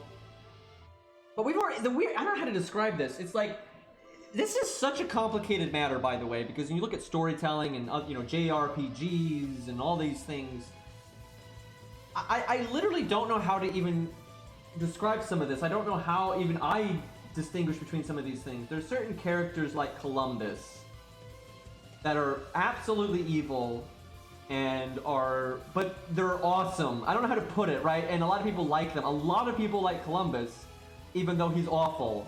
Right, but he's awful in like this, I don't know how to put it kind of way, right? But like they're just, it's kind of like Yazan in Gundam for anyone that knows what I'm talking about there, right? Yazan is also like a cutthroat, you know, person, but is really popular in his own right. They're likably evil. I think some of it has to do with being competent and yeah, maybe badass. And like, I've noticed there's definitely this kind of villain that's like like, I'm in a world that's fucked up, so I'm just gonna look after myself and be really practical about it. Characters like that are normally fairly light. But then you have people like Limbo that are like, I just like chopping up babies, right? Not generally very light, right? Like, so like when you look at like Yazan, you know, he's in a world that's very, you know, fucked up and violent, and, you know, he's kind of just looking out after number one, right? And kind of the same for Columbus. Not quite, but pretty similar. By the way, they're voiced by the same person, which is kind of funny. But yeah, with Limbo, that's not what's going on there at all, and so far not really for Beryl either. Kind of a little bit, but not that much. You know, he definitely enjoys. He even says, like, literally, Beryl does not want the world to change in a way that would be more peaceful and better for people, right? Because he wants a world that's fucked up so he can enjoy killing people and chaos, right? Like, he doesn't want a nice world. He wants the world to be messed up. So that, you know, that's not the same as somebody being in a messed up world and then just like being cutthroat, because that's like what the world calls for. It's more like he's a cutthroat that wants the world to demand people to be a cutthroat, right? That's what he wants. So it's a little different, I suppose. But yeah, most people that like, though, Limbo, they kind of like him in the spirit of liking Columbus. But I think some people are just like, yeah, fuck that guy. But we'll see. They haven't actually flushed out Limbo that much, so who knows. Okay, this guy is actually kind of tough. Herc can probably take care of this, though. Do we throw our buffs out now, even though Herc don't got his NP? I would say yes, because we kind of just want to start doing normal card damage. Such a shame I didn't bring Anniversary Blonde, though. Can't benefit from those other buffs much.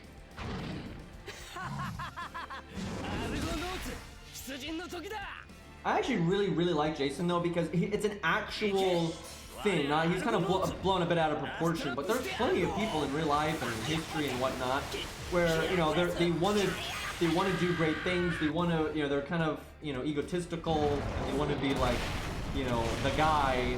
But they also don't like hate people. They don't want people to die. They don't want, you know, they don't want the world to go to shit, right? You know, if they see a baby drowning, they're gonna save them and shit like that. There's plenty of people like that where, you know, they've got like aspirations to be great and all these things, but it's not like they're wanting bad things to happen to people, right? Like, that's kind of how they did him, and that's a lot of people, honestly. I think there's a lot of people like that. Yeah, I think they did a good job with that. That's not characterization you see very often, honestly. You don't see that kind of you know, use of a character.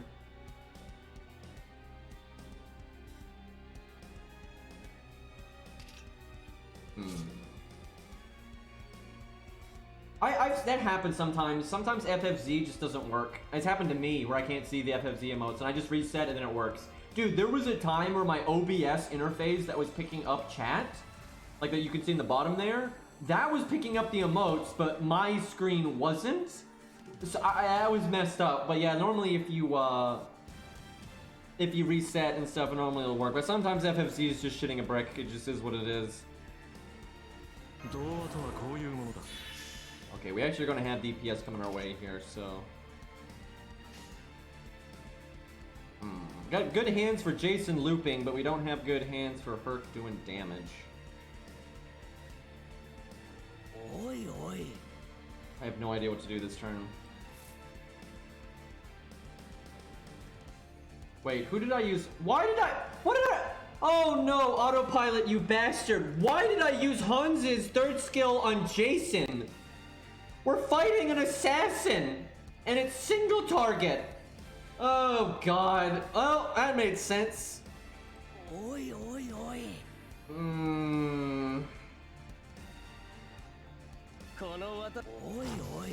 could have gotten Herc's NP pretty soon if I had not done that.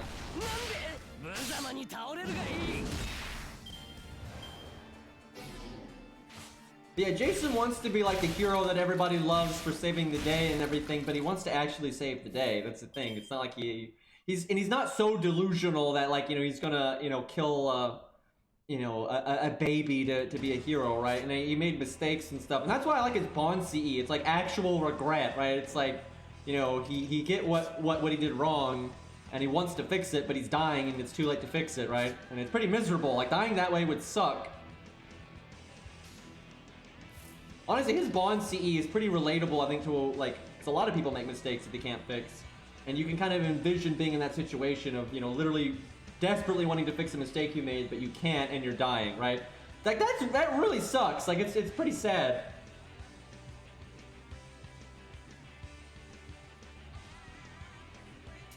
Okay, well, thankfully, Herc's Bond CE gonna bail us out here. This is kind of nice. I can do this, and we have the defense down now, but then I can remove the defense down, and I can remove the dot. Now, this boss... Oh, wait, no, it doesn't remove the dot. Feels bad.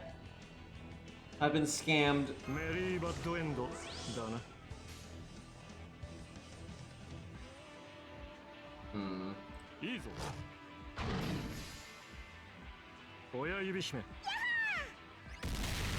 Yeah, I guess it's the latest debuff.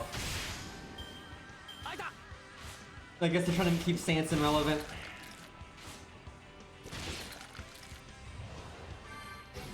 Alright, here we go. Lost my attack up because too many turns went by, and I could have fixed that if I had used Hans better. We have been able to completely protect, though, Jason and Herc at least.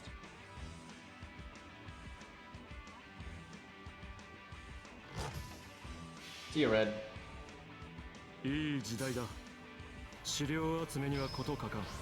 Yeah, no, Jason's Bond scene is pretty sad. That's actually like the saddest Bond scene in the game, in my opinion. Because it's just like really relatable human stuff.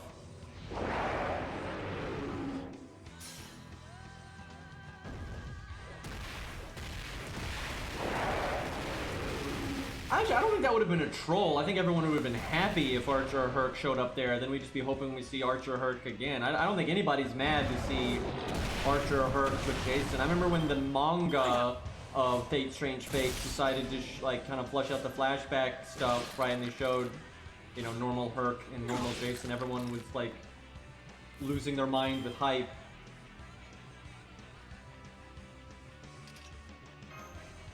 Okay, we didn't do nearly as much damage there as I would have liked. Now this is going to get ugly because we have so many dots on us.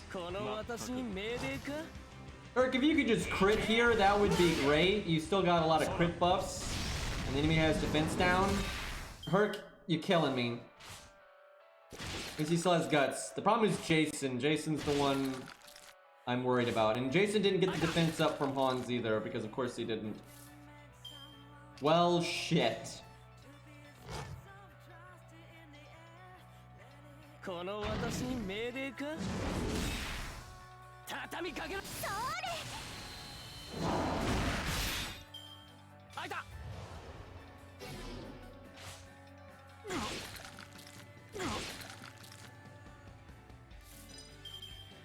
I'm still hopeful that we're gonna get adult hands, because like I think me and Ari were both in this camp that we didn't really think adult Hans was actually gonna get added then, right? Like the way the expressions were and like the way the event was unfolding, like with the banners and everything, it just didn't. And there was no way he could be a costume. That's way too much work for DW. Like they're too lazy with costumes. But I still think that he might get used later.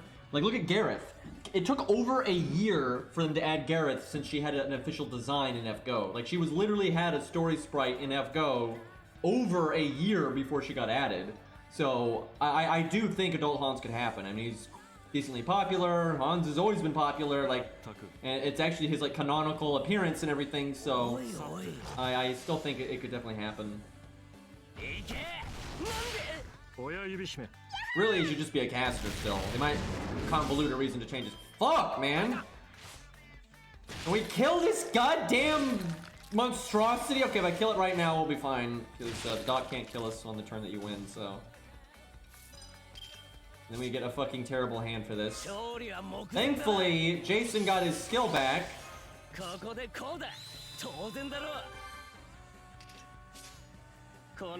I think we got this. Holy crap, that was way too close. And somebody was absolutely going to die next turn, and the whole thing could have been run.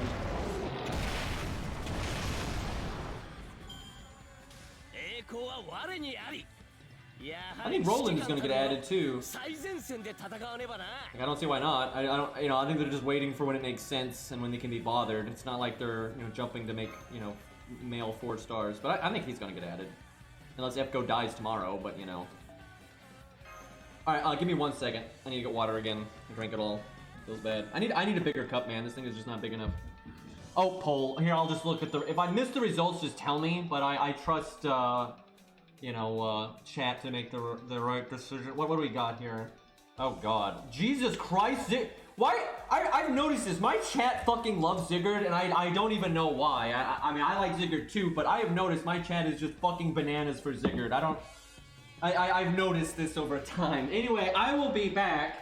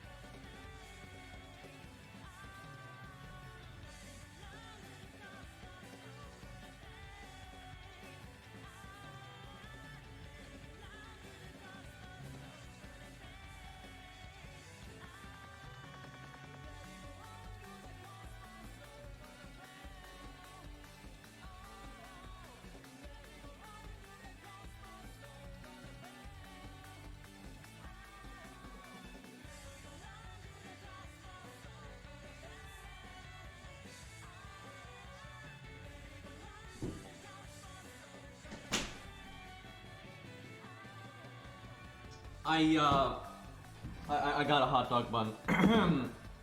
So, hi Arjuna. I have a lot of evidence to back up what I just said, though, about my chat for some reason being obsessed with Ziggurat. Because, so, there's been times where, like, I'll ask chat what saber they want me to use. And so often they just start screaming Ziggurat. And then, like, I have like, one YouTube video for Ziggurat. And it's one of my most viewed videos on my fucking channel. Like, what the fuck?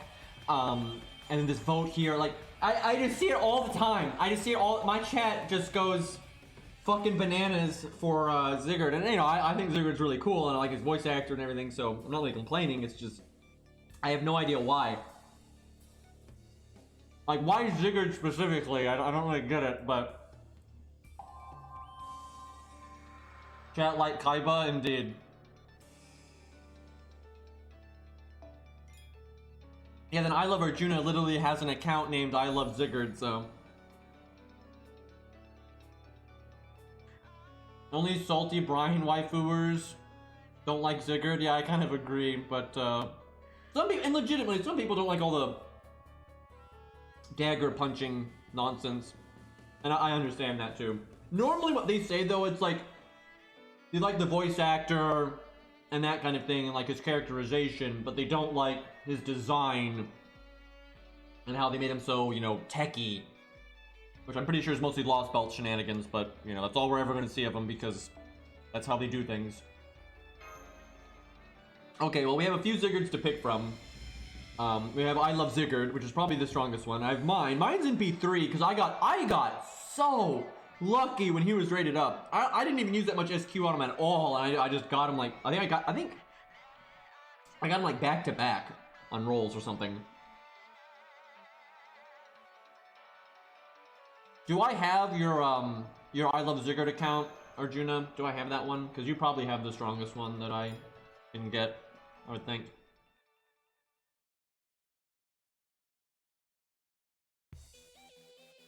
Yeah, I think a lot of people don't really like the dagger punching. It's a bit too over the top. I'm even in that camp, I would say, but I still like them.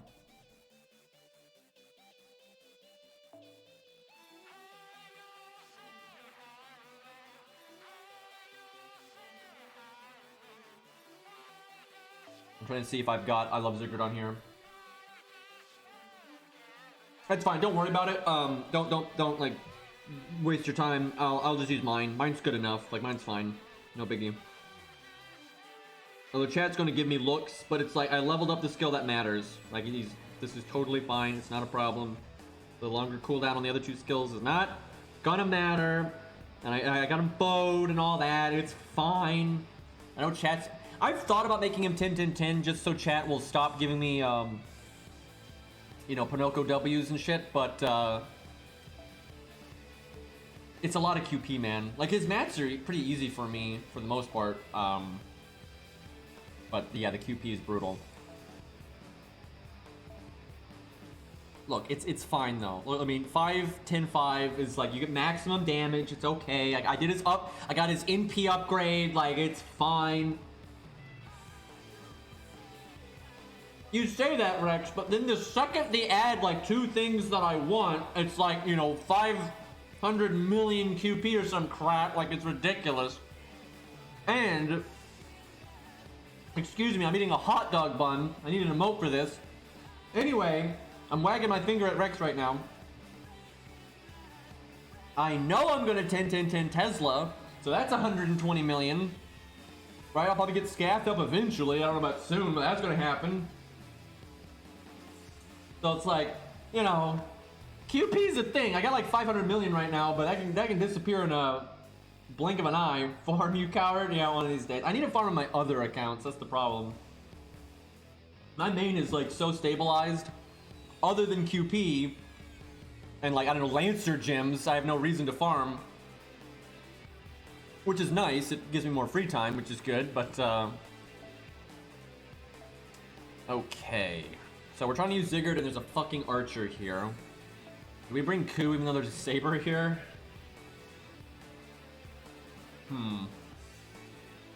Dude, when I used to have a normal job, what I would do is, when I would have a moment here and there, I would start a door stage. I did that for years. Like, I'd say, oh, hey, I'm full AP. I got a second. Let me just start a door stage. I'll complete it later when I have time.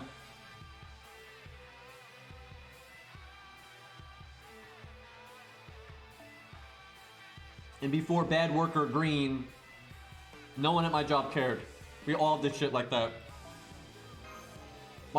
My job was making sure, like, certain paperwork got done, but I couldn't even, like, do that paperwork until, like, certain other things had happened, so I'd have nothing to do. And then make sure the garage doesn't catch fire. Like, that was basically my job. Do paperwork that, and you don't understand, dude. I worked at that place. I worked at that same company for like 10 and a half years or some crap. And the paperwork never changed that much. It would change a bit, and you might, like, have to, you know, some circumstances, things would happen, but the paperwork was pretty much the same for that all those 10 years.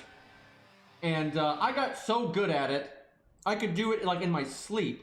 Like, literally, the most chaotic day could happen that would make my paperwork, like, as hard as possible, and I could still do it like it was nothing. So it didn't matter. Like, and, like, like, my boss did not give a fuck. Like, my boss did not give a fuck. As long as my job was done well, which it always was, there was no problem. They didn't give a fuck what we did.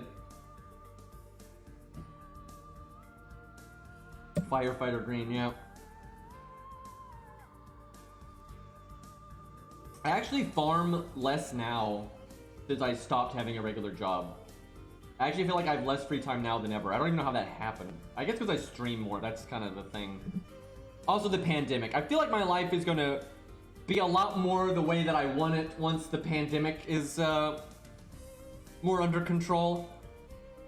Okay, let me use my head here. So we're gonna have nothing counterclassing the writer, but we'll do that on purpose. That'll make it more fun.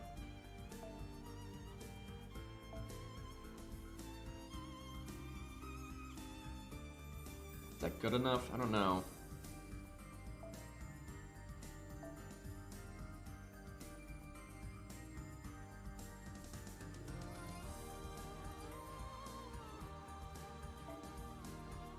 This is gonna be weird. I hope this is a hard stage though. I don't wanna joke battle here. It could be something good. Yeah, my first job ever was just like cutting grass, right, when I was like, 14 or 15. That doesn't exactly count, but I did that. And then I worked at a pizza place for quite a while. I worked at a pizza place for a long time. And then they wanted me to be management, but I did not want to be management. And I still stand by that. I'm glad I never accepted a management job there because fuck that. And then while doing that, I started to work for my father for a short period of time, but then, he died, unfortunately, so that sucked. But that would have been nice. But then I started working for that parking company, and I started off just like managing like a gate. I did that for a while, a good while, but then that job stopped existing because automation mostly and that kind of thing. And then so they'd still have us, keep an eye on the facility. But then I started I'd been working there so long, I started working on like more paperwork stuff and that kind of thing. And it actually got the last like year or two. Basically, they just left me to do whatever the fuck I wanted and make sure that the specific garage did not explode, and I could literally do whatever I wanted, right? Just make sure things work, make sure the the gate works, make sure things are going as it needs to go, and they did not even keep tabs on me anymore because I'd worked there so long and I knew how to do everything backwards, and so it was like, yep, it'll be fine. But yeah, then the pandemic happened, and then I decided to just start doing YouTube and streaming full time. So.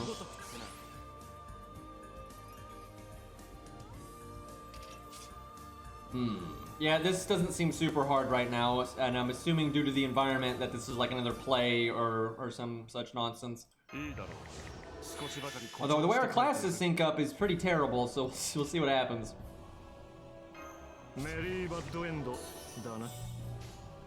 I actually really So, the early days of working for that parking garage I actually really liked, but as I, you know, started being more like paperwork focused and stuff, I really didn't care for it too much. Like, you know, I liked it because, you know, I worked for some people that I liked and I had a lot of freedom, but it was pretty boring and I don't enjoy paperwork. I really do not enjoy paperwork. Like, that was not fun at all. And not only was it, you know, boring ass paperwork, but it was boring ass paperwork that I had done for 10 years, right? So that got pretty old. So I don't know. I don't really miss that job, but I did really enjoy the pizza job I had. Obviously, I was much younger back then, but I really liked the people I worked with. And I actually really like making pizza. I really enjoyed the dough and working the oven and all that stuff. Really enjoyable. It was quite fun. And yeah, like the original boss that I worked for at that place and everything was awesome, and the people I worked with were awesome. But yeah, that's not gonna last forever, obviously. They just didn't pay good enough. That was ultimately why I stopped working for that place, was because I was very good. I knew I could make a pizza in my sleep. I could work the oven. I could do the dough. Everything. I could do everything in that store, and I would work after hours with cleaning and everything. I went really above and beyond in that job. But due to just the way that, you know, the way it was structured, you could basically never get paid more unless you took on a management role, which I did not want to do. And everyone there was like, yeah, you should be paid more, but I would never be paid more. And so I was like, you know, I love the job, but it's like, this is not enough money, so yeah, I gotta move on. And so then I went to that parking place, which I got paid quite a bit more for doing, even though the job was easier. And then as I went on, I did, you know, move up and made even more money, and it was even easier. So that was pretty silly.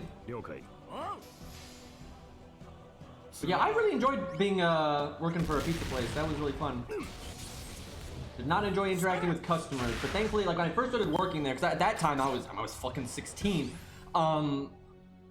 You know, you mostly like do like a register type, you know, thing, and that I did not enjoy. But pretty quickly, you know, I got good at the job, and I didn't have to do that kind of stuff. Do the cooking and the baking and the oven and that kind of stuff instead, and that was awesome.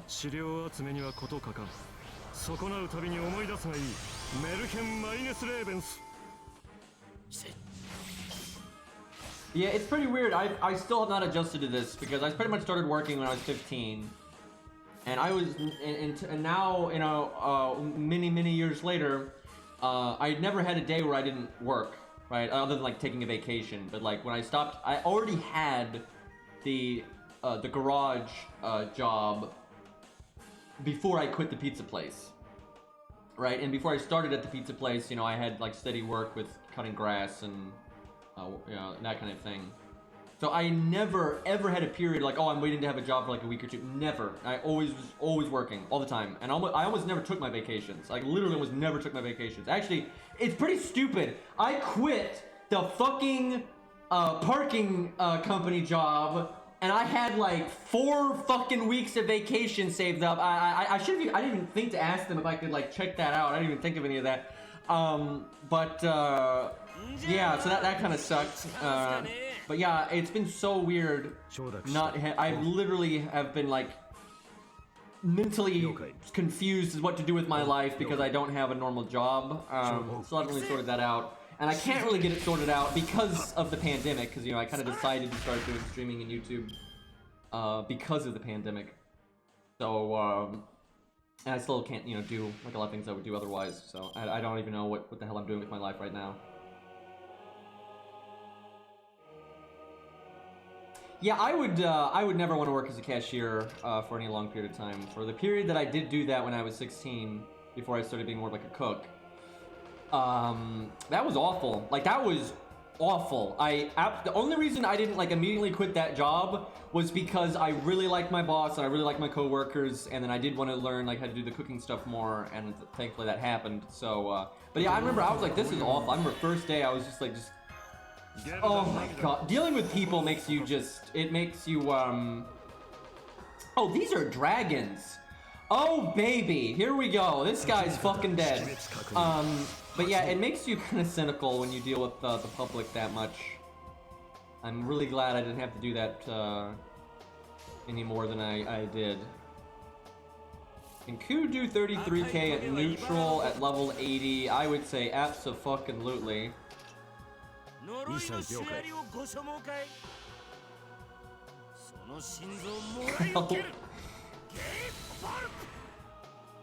Yeah, most people that have to deal with like dealing with the public in a long period of time generally go a bit crazy.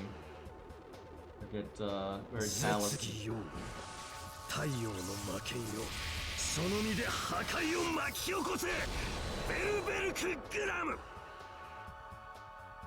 273,000 damage at neutral feels good.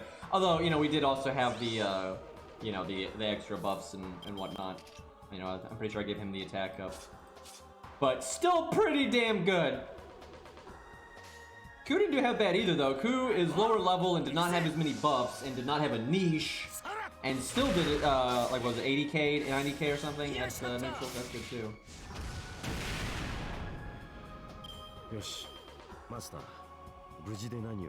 I legitimately, my heart goes out to y'all that have to work those kinds of jobs. It's not great.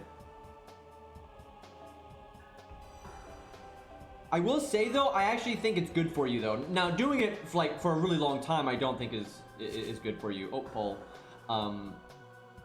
Oh lordy lord, what is going on here? But I think doing it somewhat though is very good. It can help with your people skills. It also lets you. It gives you a lot of perspective on like when you deal with other people that are working in an industry like that, how not to be an asshole. I think it honestly does build a lot of character. I think it's very useful for people to have to do those kind of jobs. But doing it really long term is really bad. I see that Iris veal. It's deadlocked, or it's between the elephant and Iris veal. Can Cup Mom beat the elephant? I don't know what to call her other than elephant. Just the elephant. They're almost tied right now. It's completely going back and forth between Iris veal and elephant here. What are we gonna see here, chat? It's like Iris veal is slowly pulling ahead. It's real close though. Obviously we have to use Rex's. Rex has the strongest Irie that I know of, so. There's no tree in this lost spot though. And obviously not the specific one that matters. Although we're getting there. I am so worried. Oh, they're tied. Oh shit, they're tied. It's so close. Irisville is ahead by 1 vote and they're tied again. It's coming down to the wire. Anyone in chat that hasn't voted yet, now is the time. They're completely back and forth here. Y'all only have a few seconds left. Literally anyone in chat that gives a shit, now is the time to vote. Mere moments left. Normally we don't have to wait until it's finished. Normally I can just like, okay, they're clearly gonna win, but this is a photo finish right here.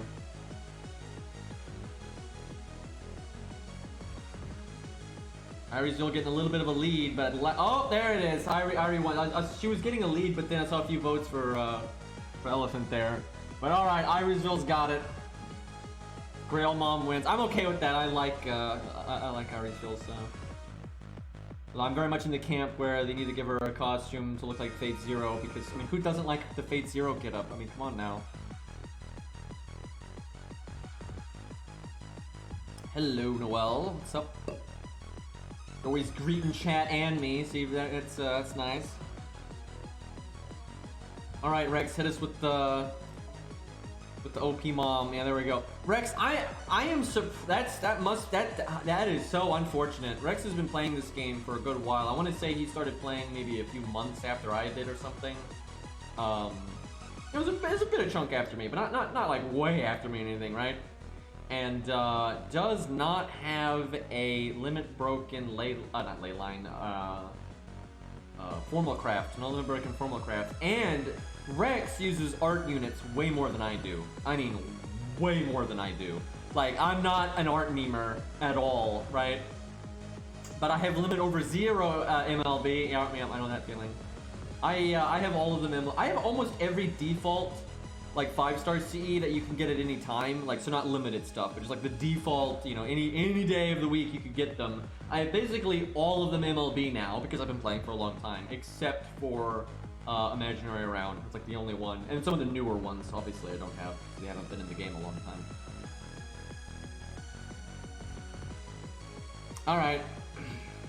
I kind of want to solo, but then Kirk wouldn't get Bond, and we can't have that. Also, we're fighting like every class ever, so that's a thing. No assassin though, feels bad. Well, we're gonna be like immortal. It can work pretty well with Kirk. It's risky using that on him, but alright. So, Ushi. Alright, this is fine.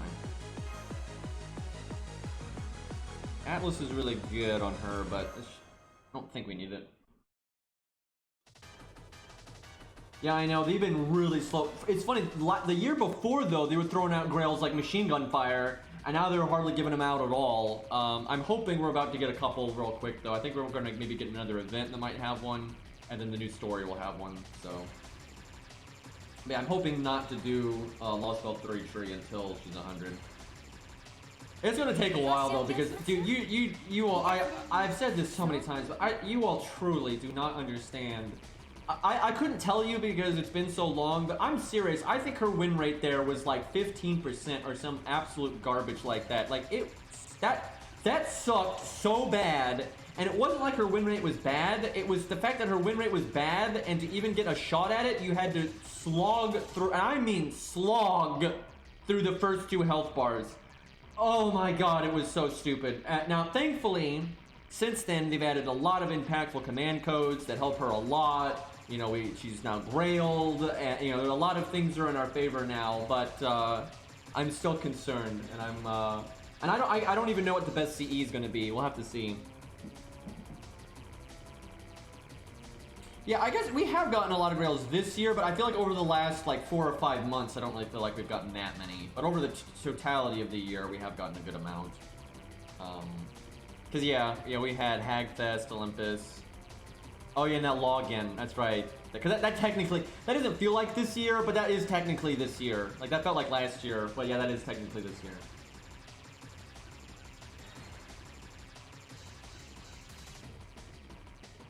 I mean, I off the top of my head, I think the best CE is either going to be Formal Craft or the homunculus dolls from Ilia. I forget the name of that one, but that gives you 30% NP gains. That counts off being attacked as well. That might be the best too. We'll just have to see.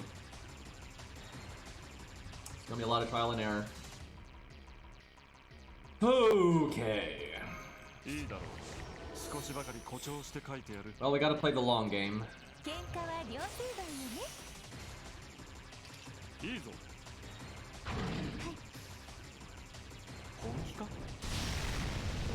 No, it 1,000,000% is not a starting NPCE, and I don't even know why. Like, think about this logically. You're going to be in a fight that's going to be like 100 turns. Starting NP is so stupid. You know, starting NP is a front-loaded thing that only matters at the start. And then I've always said this: if you have starting NP, after your initial NP, every turn that goes by, that starting NP becomes less and less valuable. And normally the fight will end in like 10, 15 turns, and that's still with like in the range where it makes a lot of sense and it's fine. But the longer a fight goes, the less good starting NP is, right? Because you could have had more an effect that just keeps applying, because the starting NP only applies once and never again. Iris Field needs no help dealing with the first 2 health bars. Who cares? Like, literally doesn't matter. The problem is the last health bar. So starting NP is irrelevant, like, because it only is going to apply on the first health bar, which who gives a fuck? Alright, let's, I think I just do that.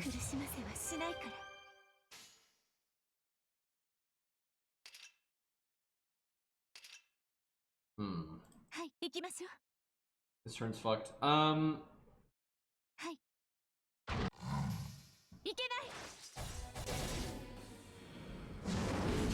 know that I used actually a lot of damage there, but there wasn't anything to actually hit. Trying to get Hans's NP the normal way, then use the second skill, but I don't think I should have done that. By the time I get his NP, his second skill would have been a decent bit off cooldown.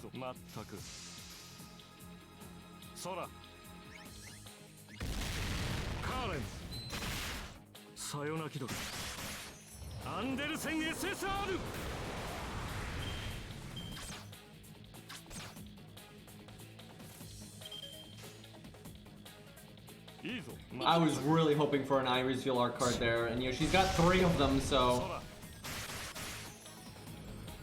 it's fine though. Hans will keep us in it. Yeah, I think if they made adult Hans, they make him a 4-star, but I think it should be a 5-star. Like, famous enough, more than earned it, popular. Like, I think that's like the way to go. I suspect one of the command codes they're gonna want for Iris Veil is gonna be Fuel Boost one. And probably the 10% into gain one just because of the double art resistance.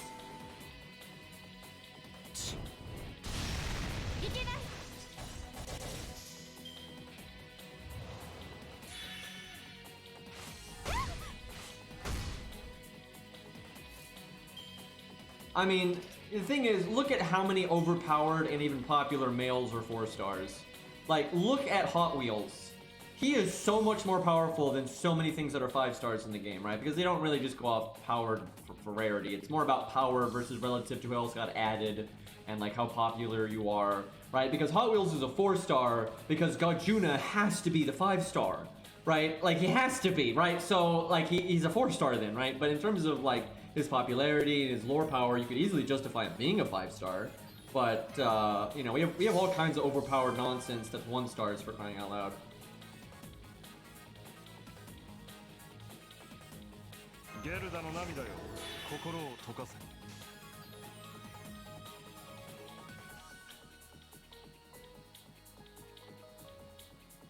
Is it too soon to use her NP? Nah. I mean, the healing's almost gonna go entirely to waste because of Hansa's NP, but whatever.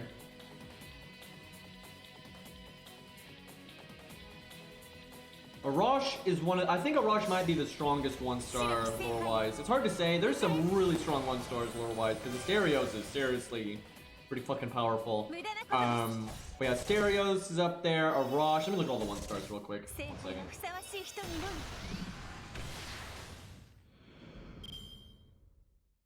Let's see.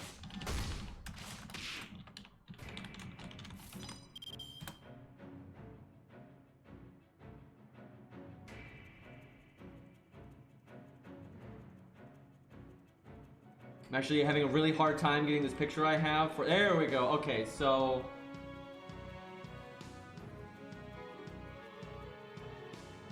Stereos Arash, definitely. Spartacus. Spartacus is really up there. My god. It even say this in his character material book that, like, if used well, he could wipe out, like, basically everyone in the Grail War. Like, seriously, like, he's really strong. But I think Arash is probably stronger. Yeah, I think Arash is probably the strongest 1-star in terms of like, lore power. Yeah. And yeah, the only thing that's really close, I'd say, is Spartacus and Asterios. Blackbart's alright too. But that's about the, and maybe Jason. But they're not even close to Arash.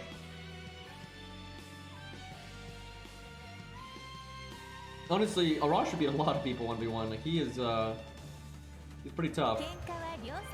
Watch this heal, by the way. Bop.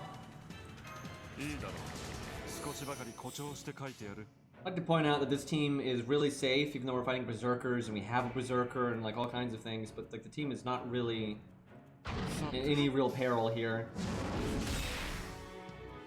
Going very slowly, but very safely.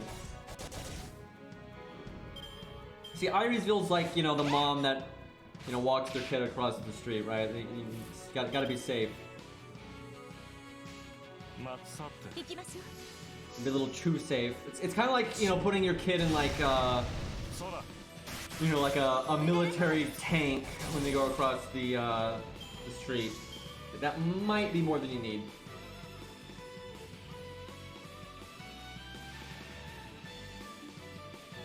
Oh. That's awkward. So the hard part here is the fact that the boss has an AoE and P. That's going to be odd. I can't even imagine what would happen if Iris Veil met Burb. That's a very strange thought right there. 98% by the way. guess we just do that.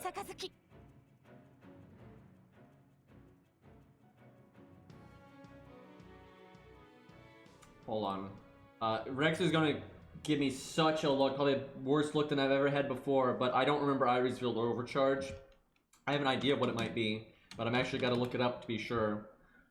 I think I know what it is, but yeah, okay. I got it.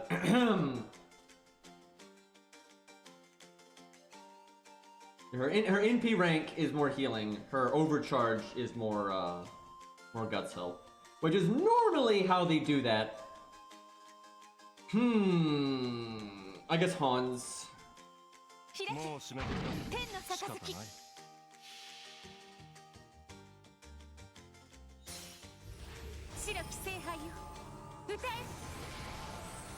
Revived health is basically more healing. I mean, true. I don't think Asclepius is like that though. I think his is actually the other way around. Which they probably just did that to make them different. I always say this though, they're not nearly as similar as people think. Like, they have overlap, of course, in that they give the team guts. But first off, I always feel it's significant. If you're bringing a support for like the long-term survival and you want guts for the team, which is reasonable, a lot of enemies have Pierce Vulnerability or whatever, Iris feels much better because I don't understand. I do not understand why people say Asclepius power creeps Iris Veil. I literally don't understand that.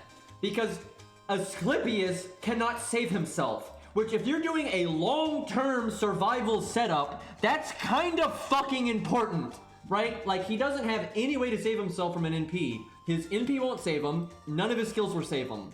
That's a huge problem, right? Where Iris Veil has two ways to save herself. She has guts for herself, and then she has invulnerability for herself. That is rather large. Now, that's not to say Asclepius is not good. Of course Asclepius is very good, and I would say he's probably more useful more often than Iris Veil is, because you don't normally need that much long-term survival. What makes Asclepius good is the fact that he has battery and anti-debuff, mainly the anti-debuff. He has so much anti-debuff that is very useful. He has debuff clear, debuff resistance, and debuff immunity, right? That's awesome. Where Iris Veil doesn't do anything with debuffs, right? She's just massive healing, and then, you know, really good guts, and then self-survival, right? I think they're balanced pretty well against each other. I do think Asclepius is more useful because his niches come up more often, but there are absolutely times Iris Veil is better. Like, just no question. And hell, you can use them together, then really never die, but that's probably too much diminishing returns to make any sense, but, okay, let's do some damage here with our glorious NP1 Herc. Dude, our power spike is gonna go up so much the second they give out a free 4-star again, because I'll get NP2 Herc, and then all of a sudden we'll actually be doing real damage.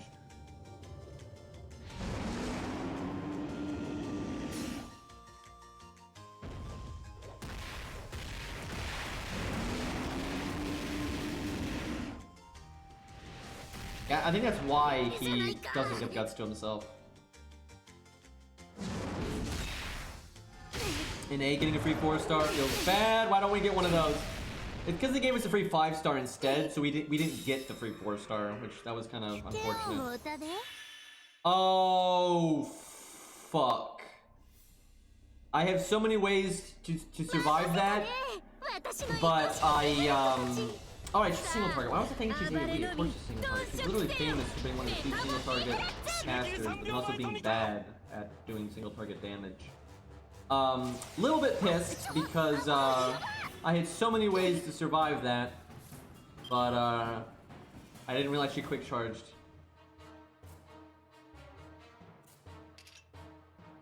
Let's see. Well, out of principle, I feel like we should try to save Hans. And one turn I can heal him, so I'm kind of incentivized not to use evade on him. But he's only going to have like 2,500 health after this turn. So, but she only has 2 actions per turn, and he is defensive. Ooh, it's so risky though. Can I afford to use the evade? Like, do I have a no? I should try to save it.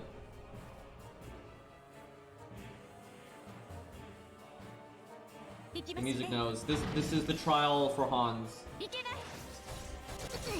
Cersei's almost a good unit, and there's certain aspects of her that are good. Because sometimes you don't, like, for real, and I'm sure Eri has ran into these situations where you're fighting a boss, like with a break bar or something, god damn it.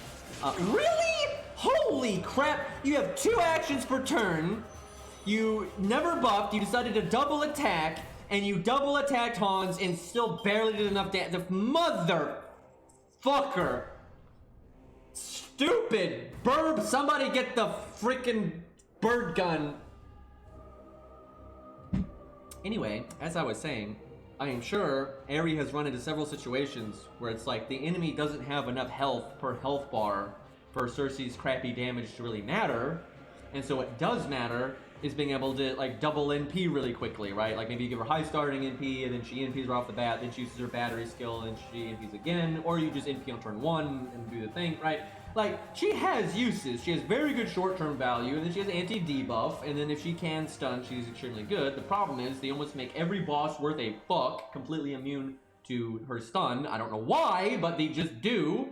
And then her NP gain without her battery skill is one of the worst things I have ever seen in this game.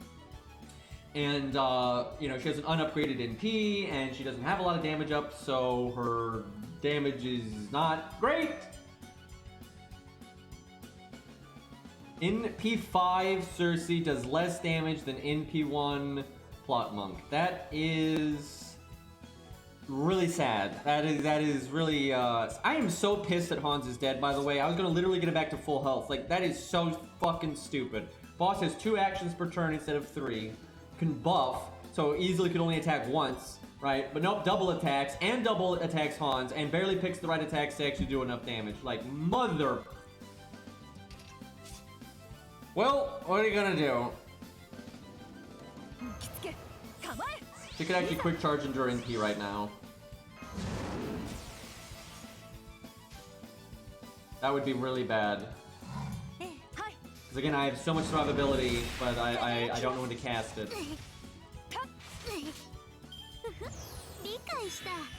Eri, I blame you. I blame you. I completely blame you. This is all your fault. I'm pretty sure Eri is just playing the Cersei, right? She's just clicking the buttons on her phone right now.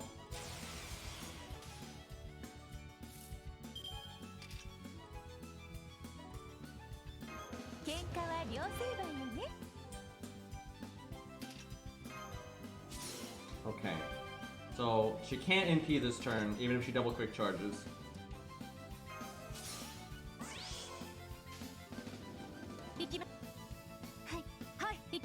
Okay, we got this, it's fine.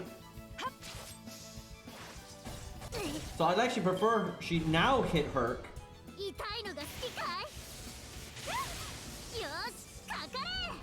There we go, that's something. Alright, we got it now.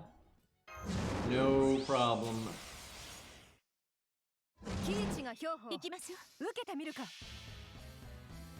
Eri with burn damage.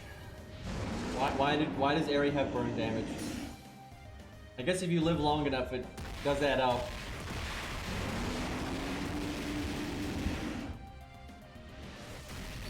Yeah, I'm thinking giving Irie's Veil NP regain would actually be reasonable, and that's different from Asclepius's battery.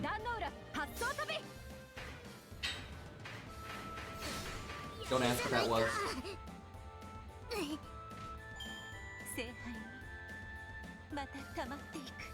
For the NA ticket, should I get NP2 Herc or a new unit? I mean, ultimately that's a personal decision. There's a million variables, but for me, I have every 4-star ticket I've used to make an NP rank higher, because it's better to have one 4-star that's really powerful versus having a million 4-stars that are not very powerful, right? And Herc is an exceptionally good unit, so I would say if you like Hercules, it's a great investment to get him in P2, right? He's a great unit, get that Bond CE, all that stuff, you know, he's fantastic. But if you don't particularly like Hercules, then maybe get, like, if you got like a favorite unit that you really want that you don't have yet that happens to be a 4-star, then maybe do that instead. So it kind of just depends. Well, these are some really interesting ones. There's a lot of variety here. Although they're all women, but these are units we don't use much.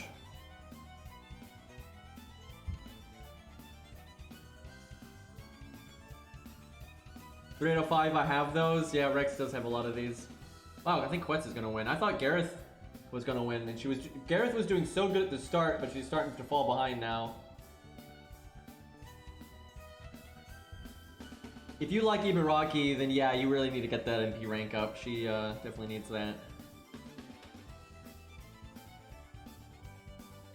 Well, I think we know whose we're gonna use. I'll give it a second. There's still a chance that some of these other ones could come back, but I doubt it. Unless literally basically everyone that's interested in voting would have to vote for someone else right now for it not to be Quetz, so I'm pretty sure it's gonna be her. Chat does have the power to turn this around if they want to, though, but I think I'm pretty safe. I'll start making the team, and if by some coincidence it changes, then I'll have just wasted my time, I suppose. Well, we're counterclassing and being counterclassed, so that's a thing. Actually gonna put Herc in the front.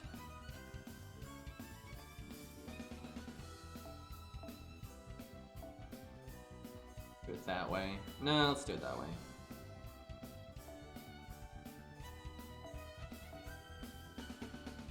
Don't really need George, but I want the bond, and it should work out. Wow, Gareth ended up being second. Ran it back a little bit.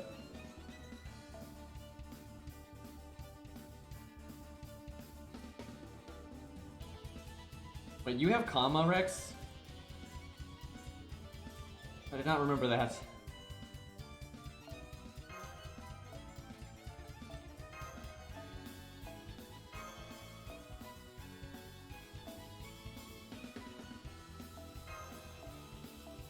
Alright, looking good here.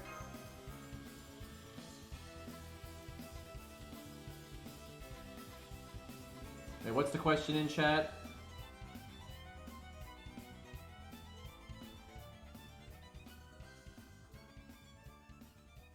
Both are amazing. Who are we talking about? Are we talking about Ku Alter and Herc? Because that's a pretty common debate, I would say. Ku Alter versus God Juna. Okay, so yeah, it's funny. They're both so good. Okay, let me put it to you this way. I don't know if I'm ever making a 5-star tier list, but the way I kind of know how I rate a lot of things, even though if I do or don't make the list, right?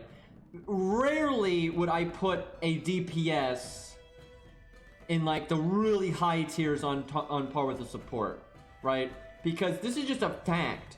It's not right to put like the best DPS up there with like, you know, Castoria and Scatty and Merlin. It's just bullshit, because the supports are so much more impactful, right? There is just the amount of oomph that like Castoria or Merlin or something like that adds to your team is so much greater than anything like a DPS can add to your team. It's just a fact, right? Like the supports are just so much more impactful when it comes to like the big boy supports, right? So generally, you know, the best of the DPS, although they're great and very good and do their job just fine, you know, they're going to be a tier or two behind the stuff like Merlin and Castoria and so on and so forth.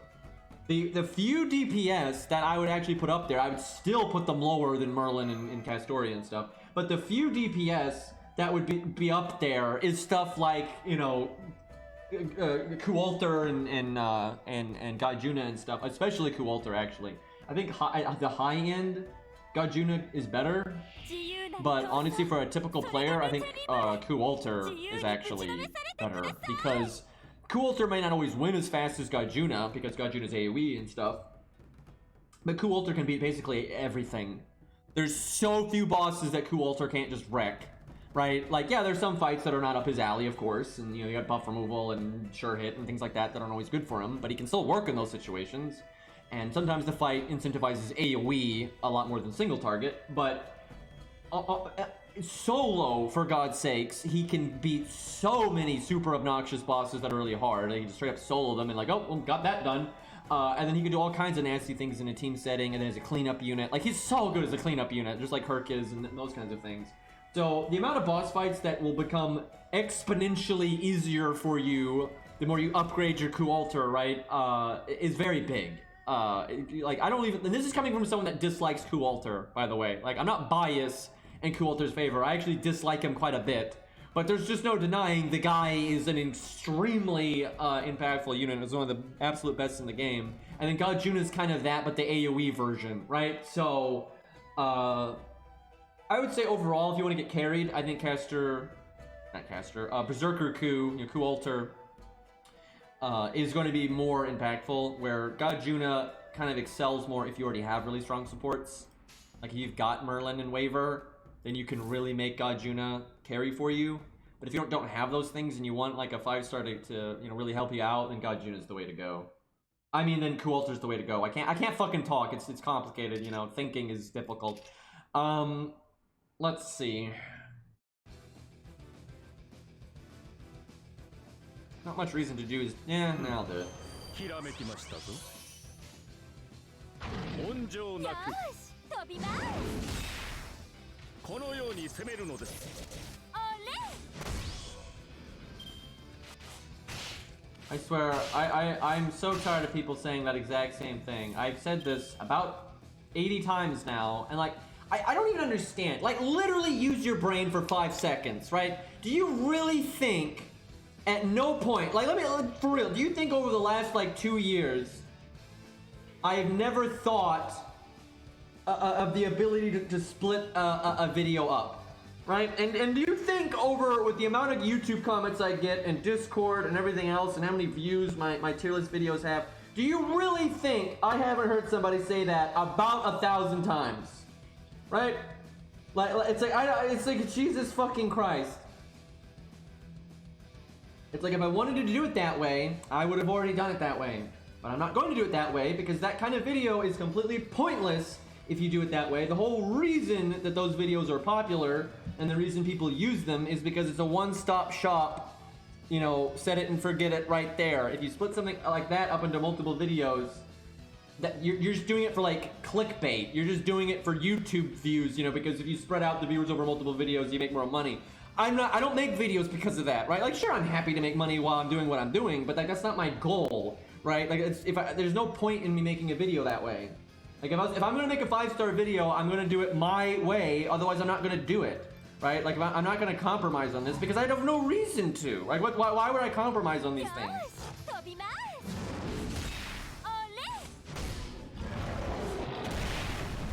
So it's literally every day. I get YouTube comments every day, people telling me to make the 5-star tier list video. And then anytime I mention why it's not really practical for me to do that right now and why I literally don't want to, then everyone's like, oh, but then just make it multiple videos. Like, that fixes anything. Like, yeah, wow, I totally couldn't have thought of that one.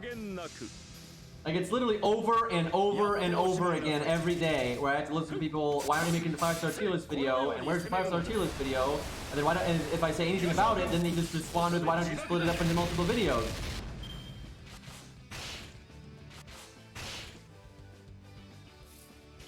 Quetz is kind of getting her ass kicked right now, but, we have double guts and that kind of thing, so we'll be alright.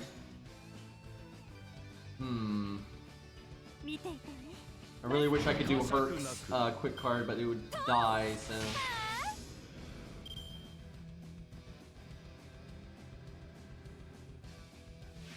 I could totally make a green tier list video. Like, I've already thought about that stuff a lot. Like, I know my green colors.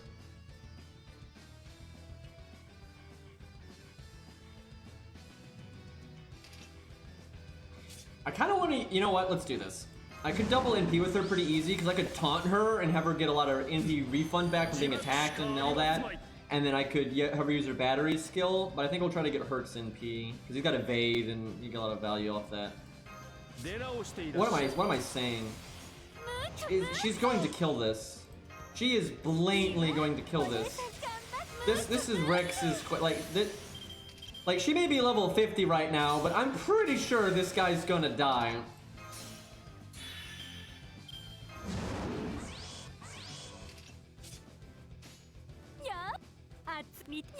Yeah, there's no way this is living. Like, our level is literally cut in half, but there's no way this thing is living.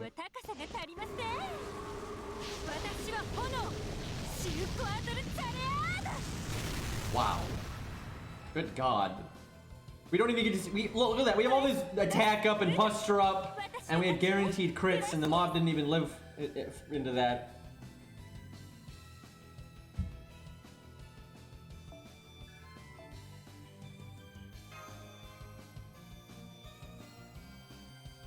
Oh, we already got the next poll. I like how you added a banana to Ibiraki there. We got Gorgon, that's unique. You don't see that often. Wow, I tell you what the most unique one on this list is the Yuri Pirates. Because their summer variant, I tell you, I hope I said this in my video, I think I did. They have got to be one of the most like slept on units of all time. It's not like they're the strongest unit in the game, but they are really unique and really fucking powerful, and ain't nobody talking about them or using them or anything. Like, they are such a forgotten unit, and they're really unique. Like, they're really unique. I remember I'd used them a little bit, and then I used them quite a bit when I was testing them for the video. And I was just so surprised at how well they performed in like a lot of different contexts and stuff. Like, they did really well. Ibaraki skills were scout. We got Saber Nero. He's, well, no, that's on NA. Shit. Alright, look like Gorgon winning. Funnily enough, I have my own Gorgon, but she's definitely not upgraded enough. Anybody in chat got a Gorgon worth a flying fuck? Because believe me, you do not want to use mine, because it's like level 60 and 111 or some crap like that. Oh yeah, you do have Gorgon, don't you? Remember that now. She's pretty big. Yeah, okay, let's see. I feel like there's... Rex, hasn't it happened in the past where I was like, oh wait, you have Gorgon, and then I was surprised at how good your Gorgon was? Hasn't that happened before, or am I conflating this with something else? Okay, yeah, we got 10, 10, 10, NP5. Mine's NP5 too, but that's because I rolled like at a different rate up and I kept getting her, but you know. Alright, time to wreck some shit. She's actually pretty good for this because we're fighting a lot of multi-class nonsense. I'm kind of sad that we're fighting at half level because it's kind of fun to show off how good Gorgon is nowadays. A lot of people don't realize how good she is. But at half level, you're not exactly gonna get the typical result here. Maybe I should use Mozart. She's actually pretty good with Mozart. Why did I have that equipped to Qingong? That is blatantly not the right thing.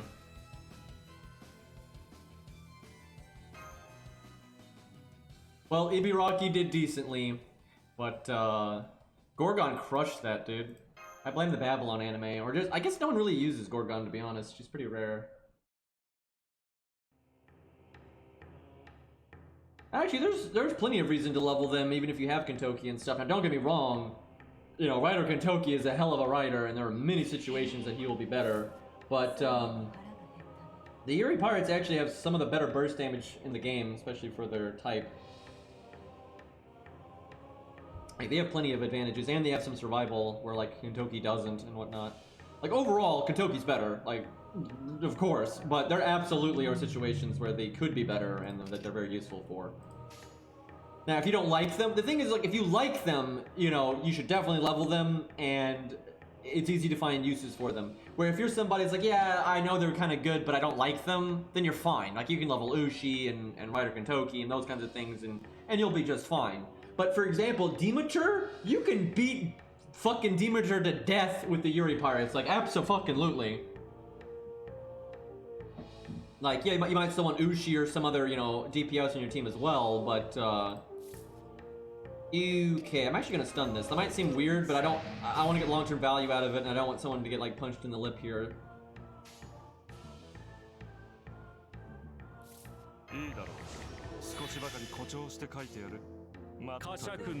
Not using our Buster card because I don't think I need it, and that's because I used the stun. Kill them both next turn as long as I get a decent hand.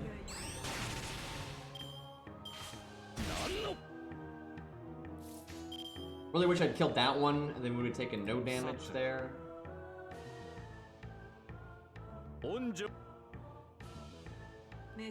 Ons, don't fail me.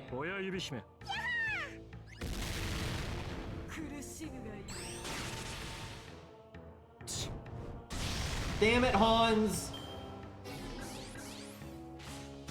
Oh my god, I like how it like turn ordered that, and they're attacking nothing but Qingong, and it crit, and it's just, god damn it.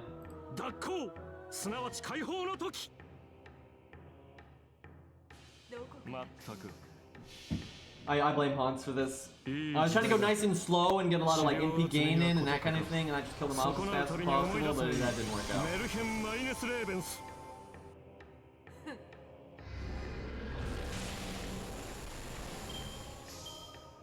Now, the Archer version of the Yuri Pirates are not as good. Like they're not nearly as good. They're still okay. I think even they are somewhat underestimated, but they're the summer version is much better.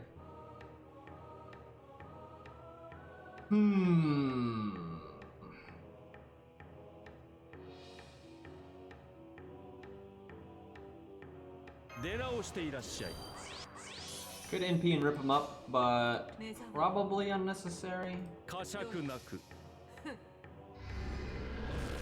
Am I getting my classes backwards? I think I'm getting my classes backwards. Either that happens when there's 5 million units in the game. Yeah, I think the Archer version is the summer one. Which is the one that's really good. So that means their competition is more of things like, you know, David and Robin and Billy and that kind of thing. Yeah, that's right. Yeah. The old one's the Rider one, isn't it? Which in that case, then they're not even in competition with Rider Kentucky, and it's not a problem. Look, everyone can make their little jokes and stuff, but it's like, if you, believe me, if you were in the situation where I'm in, where you have to talk about like every unit in the game all the time, you are going to forget and conflate things. There's just way too many fucking, there's a reason why when I made the 4-star tier list video, I'd already used almost all those units several times for like testing and stuff in the past. But there's a reason why I had to stop and retest basically every single unit on the entire fucking list. And I literally had a notepad document the size of your fucking house for notes on everyone. And so you're not gonna remember everything, like at all. Like, of course you're gonna get things messed up.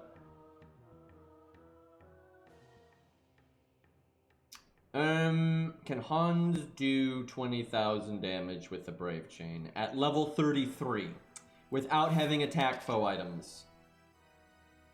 I feel like I'm playing this too slow, and the final wave isn't going to be tough enough to be worthy of like saving all of these skills.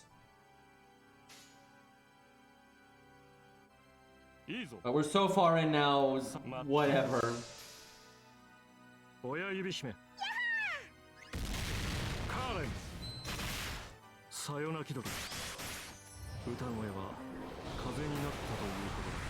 Rex going in.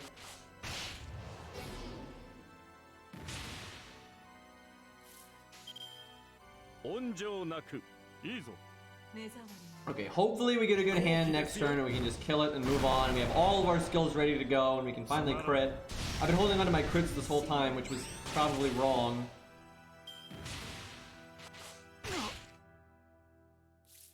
Perfect, okay.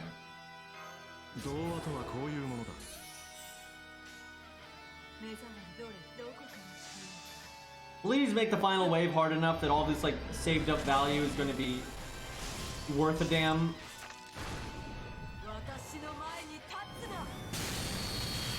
I like how she's level 40 and they're level 33. It's pretty awkward.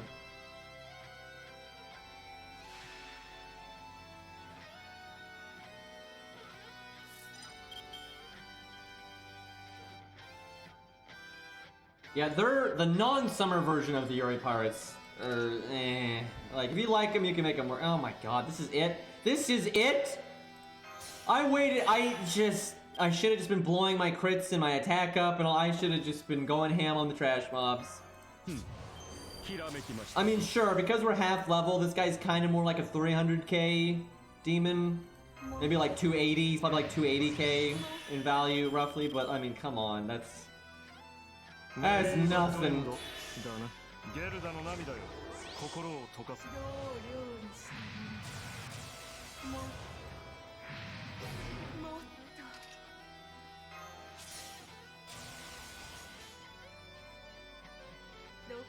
Go big crit.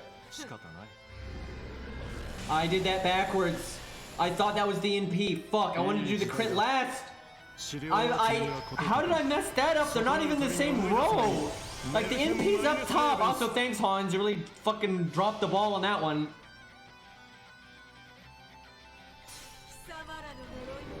I was supposed to do NP to give the Buster card bonus to the crit. Right? That could have been a really juicy Buster card there. Also, Han's not landing the attack buff feels bad.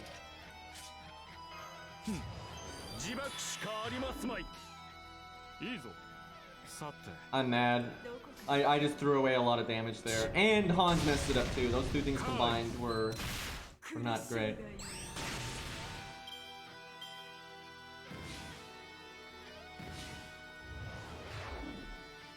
Look at him doing crit down. Look at Hans taking every card ever.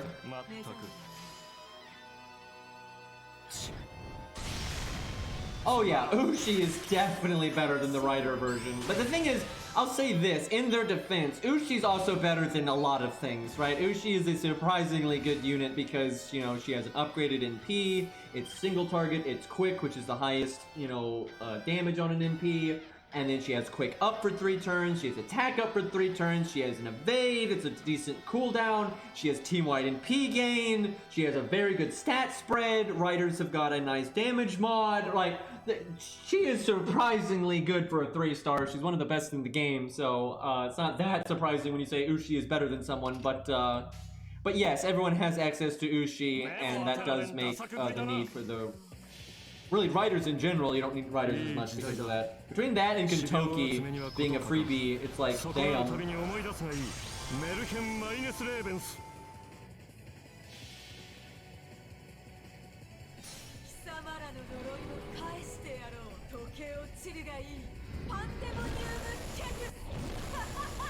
I mean, the way NPs work is the same for normal cards. They don't have the same damage mod. It's exactly like normal cards.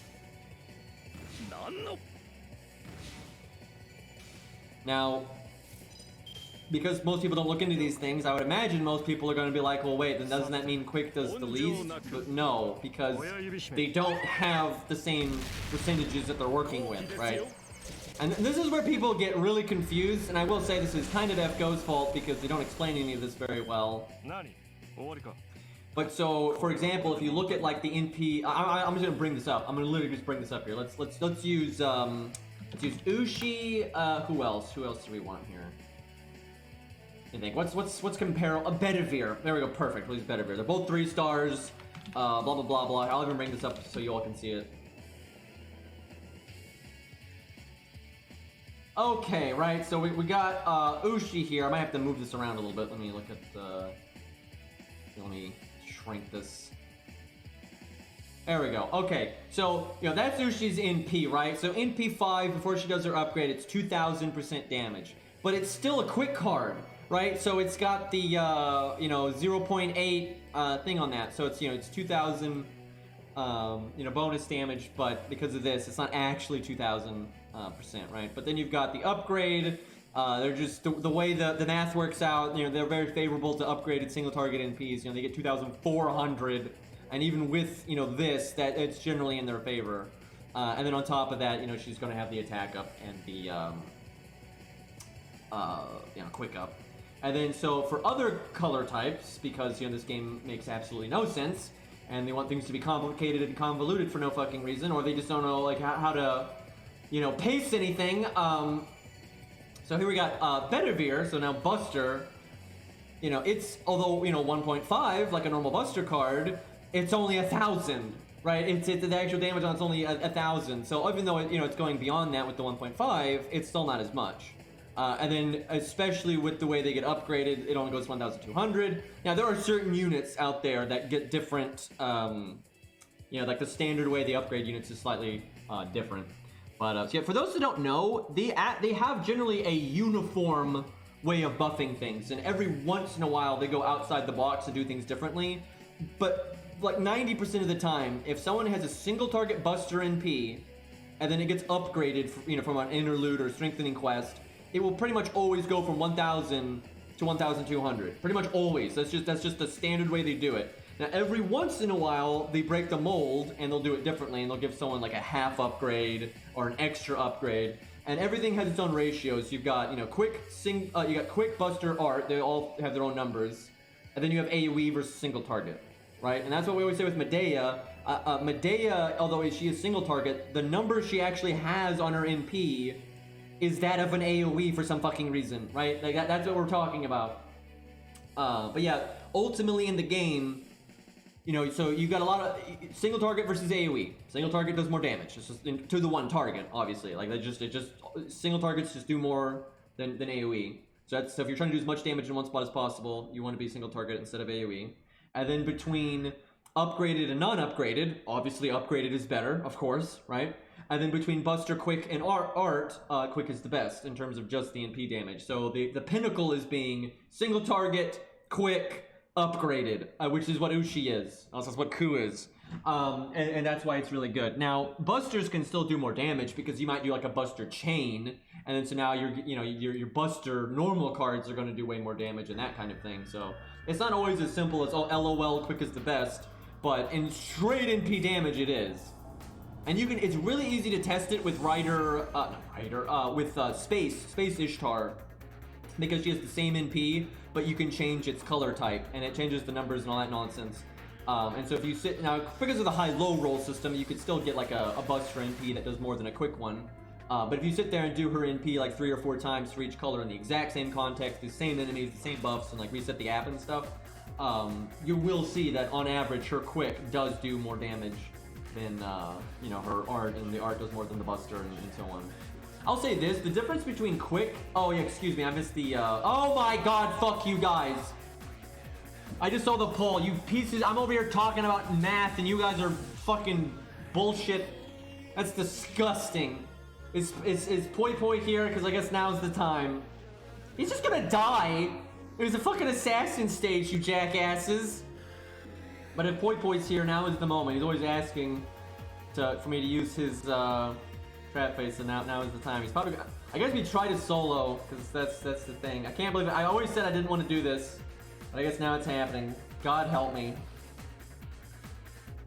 I don't have him on JP. Well, feels bad. All right, let me give me a second. We'll still try to find one, and we'll work it out. But I gotta get water again. Before I do that, though, what I was gonna say is, the difference between Quick and Art is not really that big. It's really not that big.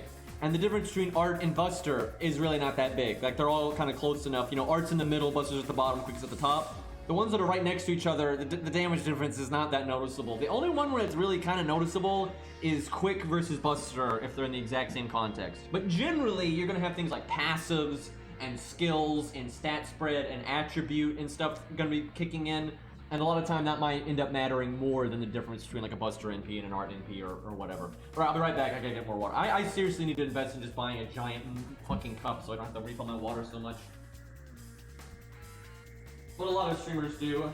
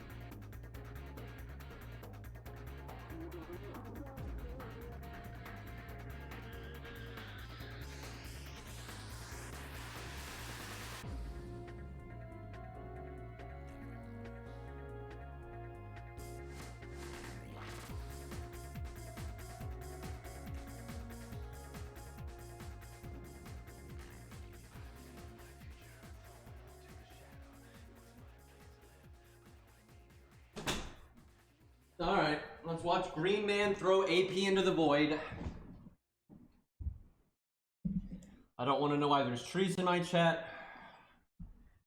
Streamer gone post trees. Okay, okay. Anyone on my friends list actually have trap face right now? I think that's questionable. Surely someone in my chat has them though. Best one in chat is 6610, but don't have them added. Okay, well, who is it? Because I will add them.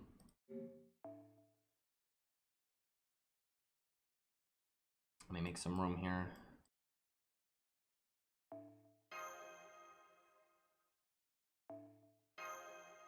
Oh, it's Noelle. Oh, well, they're right here, aren't they? I'm assuming you don't have them slotted right now. Well, that was easy enough. Assuming this Noel is that Noel, which I guess there's a chance that it's not, but I mean, I'm overwhelmingly confident that's the same person because your name in chat is red, and then the name over here was also did the number code thing to be red as well. So like, I am extremely confident that this is the same person. One of the rare people where their username matches their in-game name. It's very nice.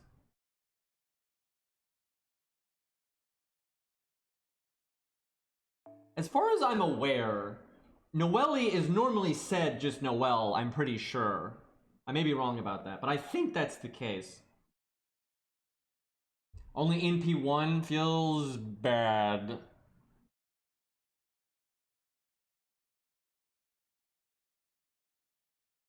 I'll give him a second here. I mean, normally, like it, you know, my YouTube name is what it is because it's older, and normally though I just go with green, right? But I do the full thing sometimes just so it's more in sync.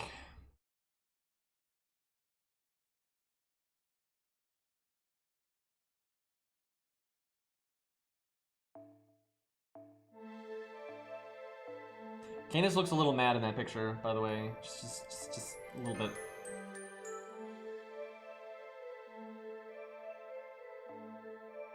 Oh god. Oh god. I hate him. He's NP1. He's not 10-10-10. Like, this is shit. And we're fighting assassins. Okay, we're not doing a solo because it's not even 10-10-10.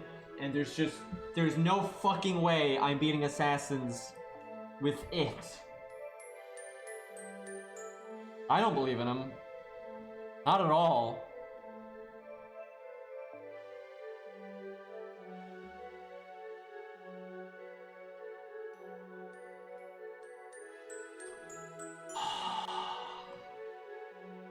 Let's see. Okay. So Herc's gonna do everything, basically. We'll use trap base to clear like the trash, which I'm hoping are berserkers. That would be ideal. Also, Herc not being in P1 would be. You know what? My fucking coup probably hits harder than my Herc against a fucking assassin. It's probably really close. It's probably like really close.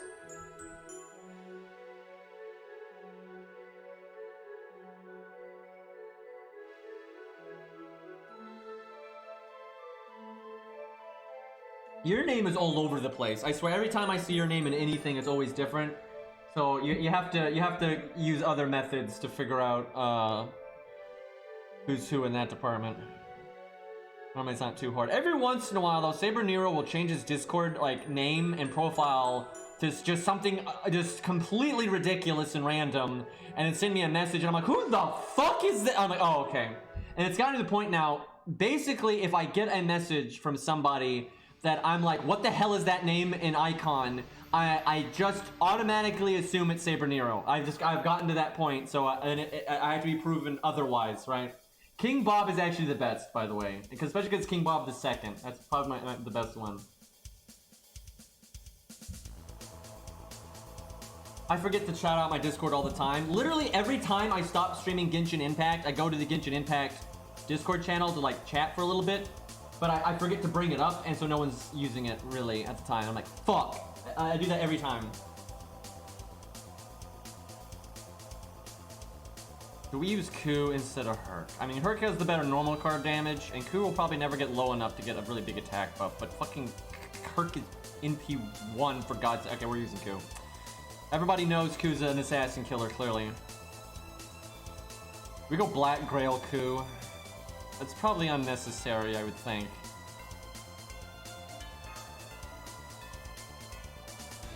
How am I supposed to protect it for so long?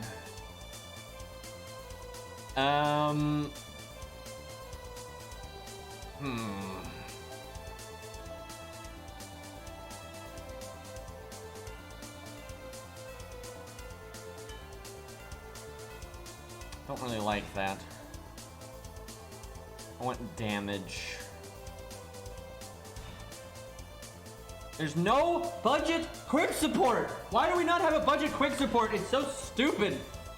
Like, I want this, basically, but quick up. That'd be amazing.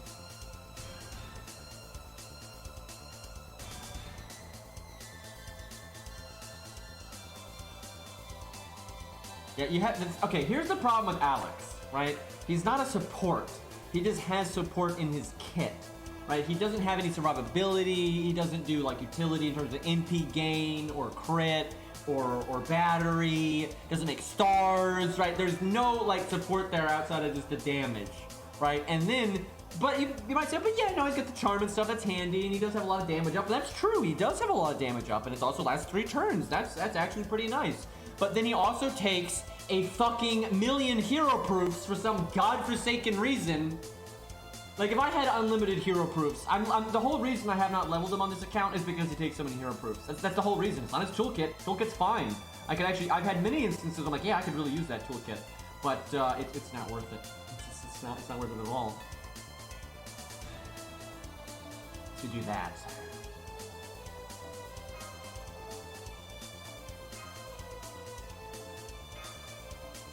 Okay.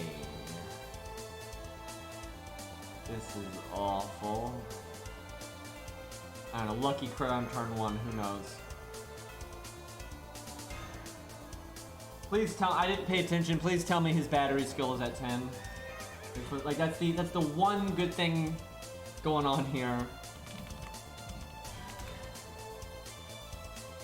It is, thank God.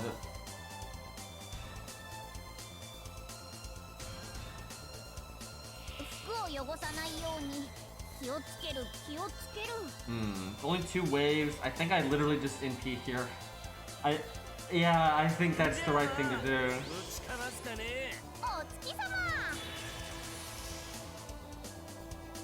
Don't taunt yet.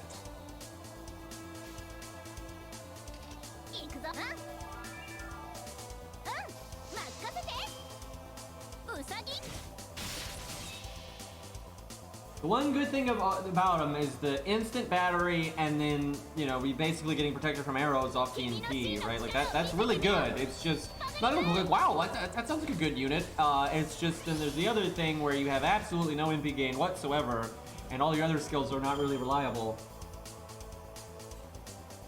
Okay, that's good though. We basically get double protection from arrows, and oh god.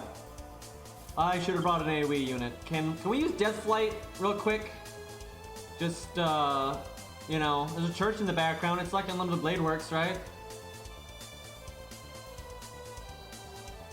Okay. Now we might be able to save him because we still have taunt.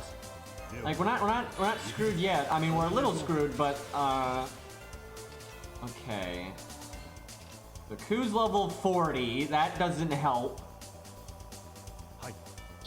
Why? No, there's no point in doing his quick card. He'll get, you don't understand. You do not understand. You might like, oh, you know, first card, art bonus, crit, you know, that's probably some decent NP gain. No, it's not. It's nothing. You're throwing it in the garbage. We'll do that.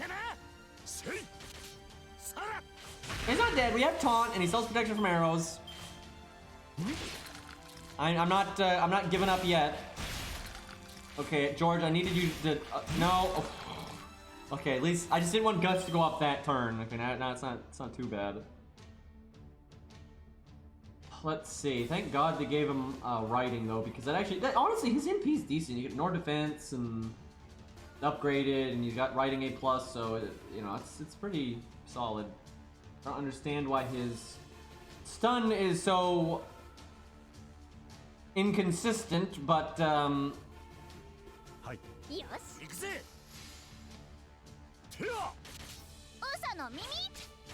what is that?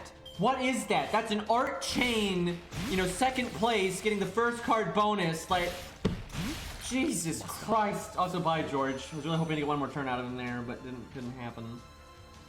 Okay, David was not a good call, because everyone still has max evade right now. That was not a good call.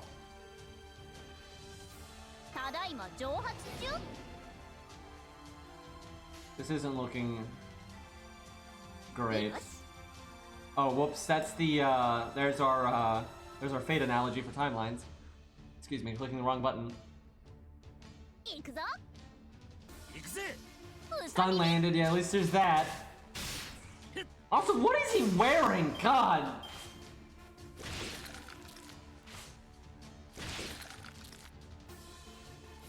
Hmm.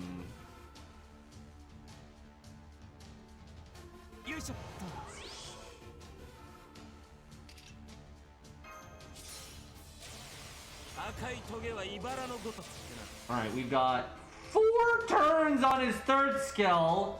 Because, you know, even at rank 10, it's like such a freaking long cooldown. I swear, if they had lowered it to just 7 turn cooldown when they buffed it, that would have really helped.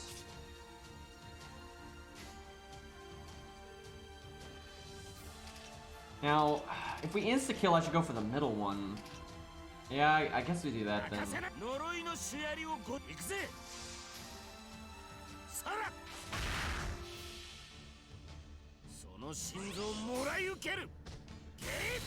Damn it. Well, wow, I gotta tell you, that's pretty good damage for being a level 40 coup. I didn't have bad at fucking class neutral, I'll take it. Now we have triple NP coming our way. Why did I not use anything on David? Also, why did he double it? Why did I not? I should have fucking... I blame the distraction. I just threw away a lot of value right there. That was a pretty big mistake. I should have used evade on David.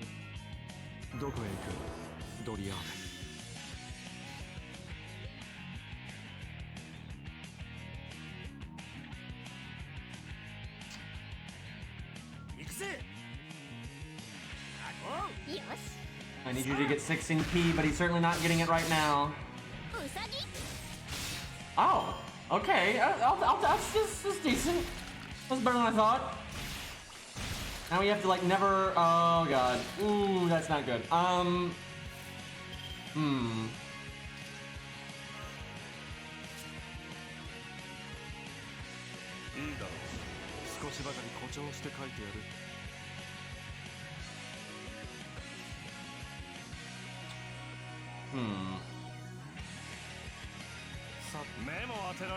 This isn't too bad. If we get Ku's NP again, we're looking pretty good.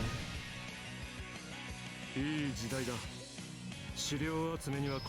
don't have that much survival. If I had not thrown David away, I actually think we did. We keep the trap alive the whole time pretty reasonably. But the problem is, I never even used his evade. Like having the evade out right now would be like a nice buffer there.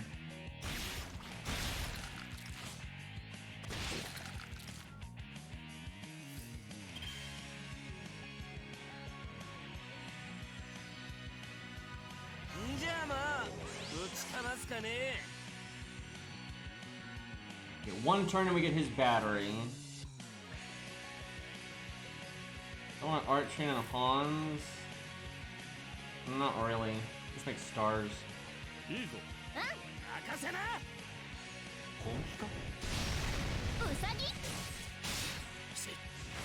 Alright, here we go.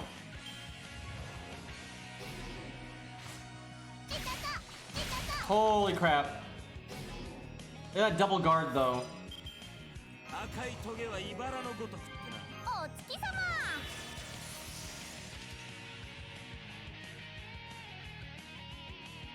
Okay, he's gonna give himself protection from arrows, basically.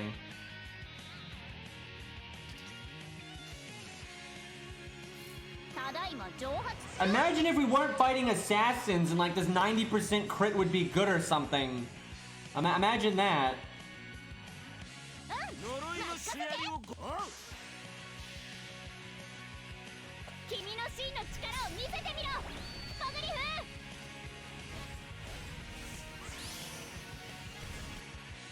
That was basically a normal card that gave us protection from arrows, right? Which I'll take that.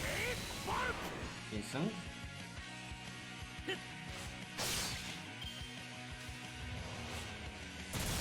I would have been really happy if they had actually killed that, but fuck. Boy, Hans has looked better.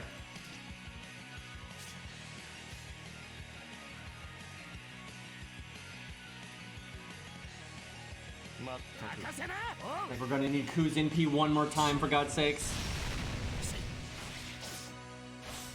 Fuck!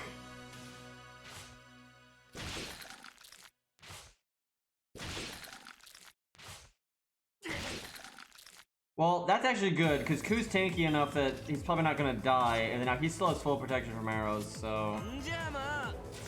I think we're good.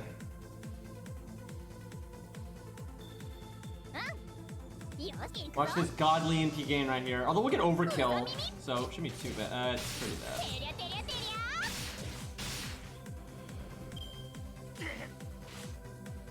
No, god damn it.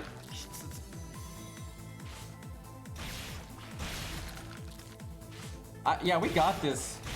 We got this. That was so fucked though. Like, this is such an easy stage, and this was just like a slogfest.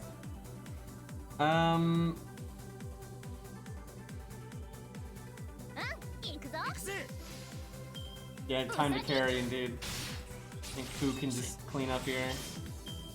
Come on, attack Ku once. One time. No. Other Herc. Irish. The Irish Herc. God fucking damn it.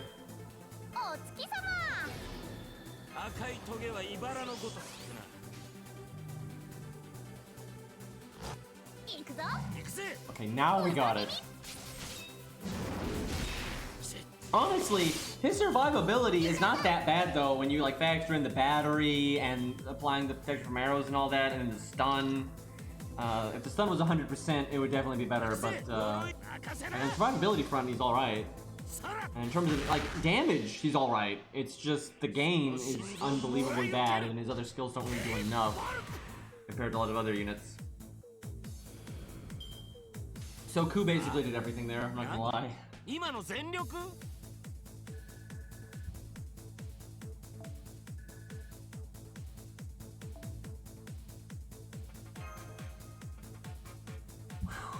That was the thing.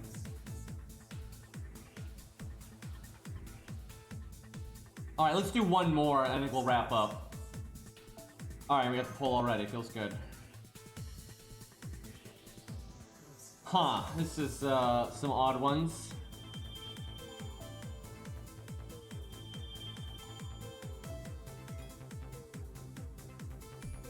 Like Antoinette winning. Neurobright came out of the gate swinging there, but then completely fell off the map. What's up, my homies, indeed. Now, I have Antoinette, but I'm assuming someone is going to have one better than mine. Mine's max level and like got all the upgrades and shit, but she's 111, so... Oh, Summer Neat coming back up, though, big time.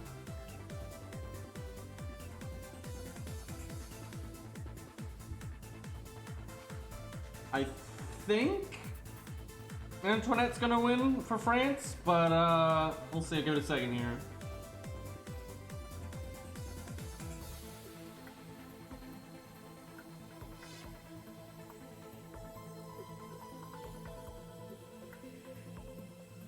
Alright, who has... Actually, Antoinette's pretty fun now. I actually think Antoinette is a really fun unit now because she's got a surprising amount of support in her kit, and then actually kind of solid damage and good utility with her newer stun. Oh, good, Zod does. Well, that was close. She actually barely won, but Antoinette still won. Yeah, I actually really like Antoinette since they buffed her. I think she's like a really underestimated unit, and she's actually pretty neat. So she's not really a DPS, so we don't have to bring her for that. So that gives me a lot of flexibility with my team. It's kind of nice. What the? Oh god! And before this is an actual boss. I have no idea what this is, but we'll see. I have to give Zaw a second to... Alright, who's got the superior one here? We gotta see Zaw's. Okay, Zaw, you got wrecked, son. You got absolutely destroyed there. So we've got Rex's, which is 10-10-10, which is quite nice. You know, the lower cooldown actually does come in handy here. But then Faust's is in P5. So I think I gotta go with that one. That is close though. Rip Zaw, by the way. Zaw's is like mine, where you know, max level, done the upgrades and everything, but haven't touched the skills any. All right, let's see here. Yeah, honestly, her first skill is so good now. Like, that's a lot of attack up for everyone. It's a guaranteed stun because of the third skill. My god, her third skill at rank 10, which unfortunately it's not, but at rank 10 it's a 5-turn cooldown. And it's a huge heal, so... Okay, how do we want to do this? Oh yeah, and she removes debuffs for the team, and she gives the team a crit buff. Like, she has a lot going for her, seriously.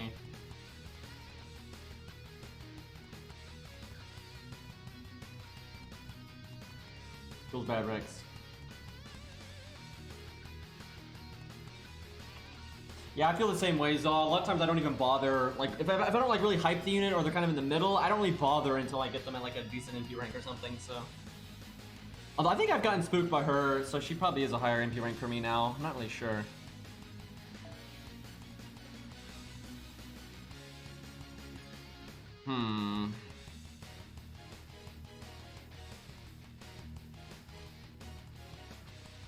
Like, I think she was a little suspect until they buffed her, but since they buffed her twice, she's doing pretty good.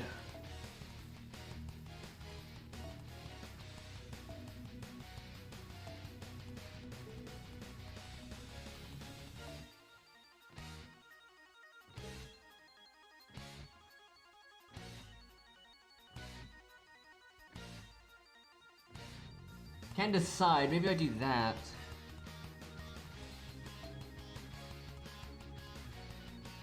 God, I need another 50% starting NP. That's not bad. Because, like, this one's fine. This one is not. Oh, God.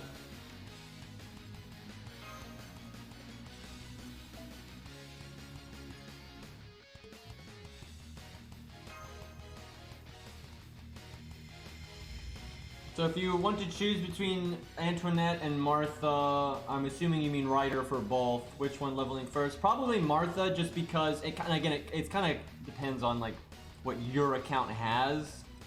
But Martha is such a quick on-demand way of dealing with debuffs, and a lot of players are just not going to have a good way to deal with debuffs. And yeah, Antoinette can deal with debuffs as well, but she needs her NP. So there's a lot of times it's really nice to just have that click button, boom, it's all gone. But they're both really good. They both have some nice team support for each other. But oh god. But basically, Antoinette, you know, is more straight support, but then Martha's got more utility and then more self-survival and more self-damage.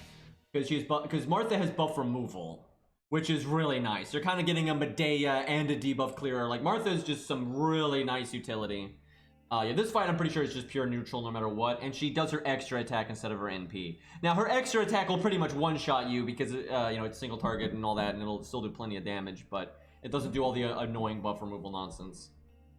Alright. The hard part here is you're at half level, so the boss effectively, it's like 500k at neutral. Like, if you're completely class neutral, everyone's half level, I would say she's like a typical fight with like neutral 500k.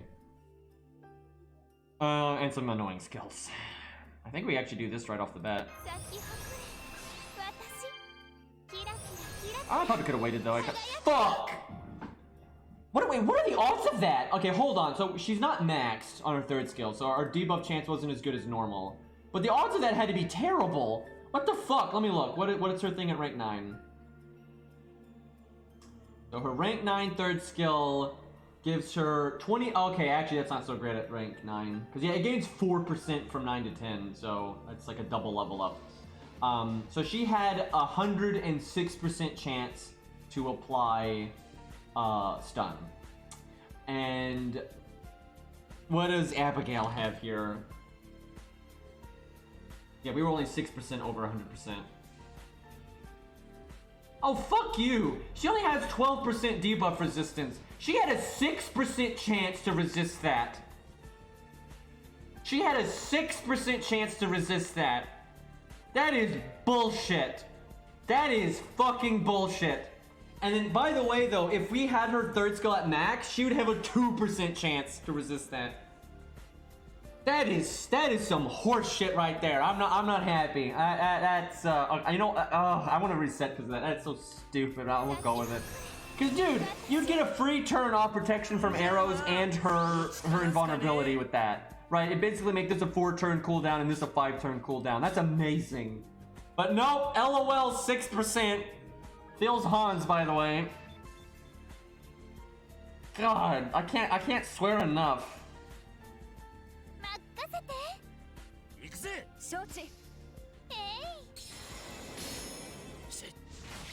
I like how literally the wind is just carrying rose petals there, and that's the attack.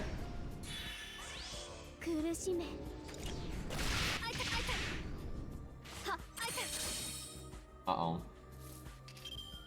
Man, if I had known Ushi was gonna get attacked that much, I would have cast this on turn 1, but...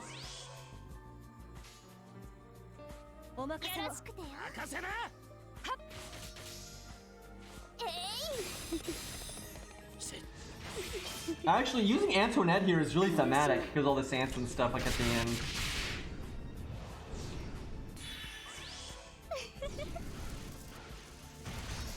Okay.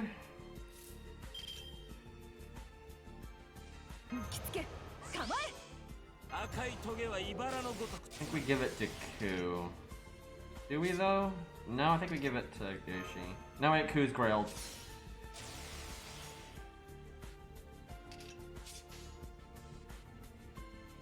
We do Ku's first though, because the defense down will make Ushi hit harder, which is pretty nice.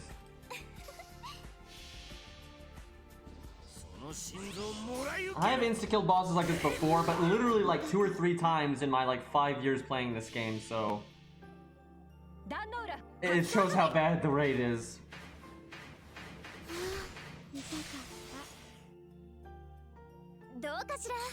Yeah, Abigail does her extra attack, but her extra attack will do, you know, it doesn't do the buff removal thing, but it'll absolutely one-shot you if you don't have like defense stuff going on.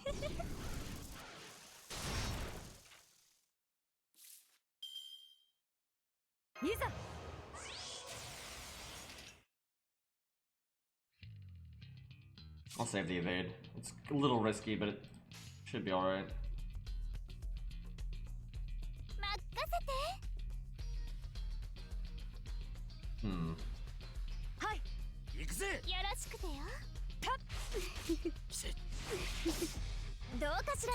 Never gonna let that charm go, man. It's still bugging me.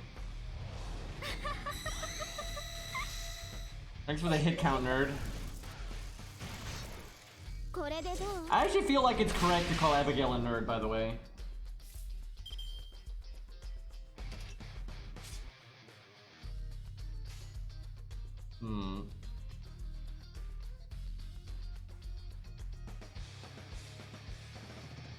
Most kids are kind of nerds.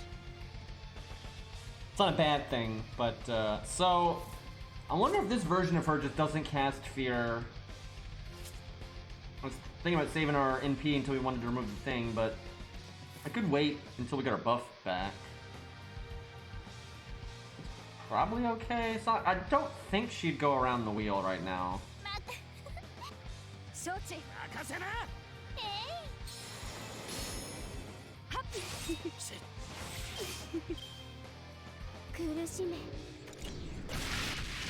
Really attacking Antoine. Oh, that was a lot of damage.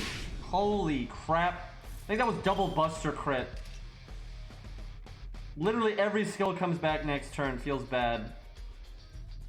Why did it have to be a double Buster crit there? What the hell? Like, I almost want to not use the evade because she gets so much value back next turn that should be fine. But if she dies, then you miss all of it, so... I actually should have NP'd with her because I could have gotten the crit buff. And I could have done a quick chain and then actually crit. I didn't even think about that.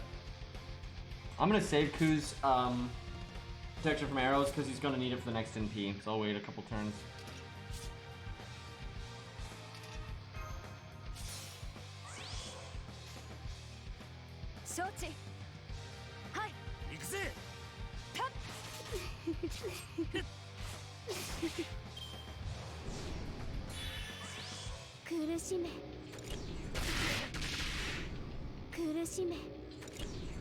If I say, I actually wanted to hit Ushi because Ushi's very likely to die by the next NP. So though, I might as well get like the hit count out of her for the getting her NP real quick and stuff. Probably protect from arrows this turn, but I think I wait one more turn because I don't think Ku's gonna die. So okay, 6%. Let's go. Oh wait, no, I should definitely cast it now because of the charm. Okay, so we have charisma, nice big juicy attack up.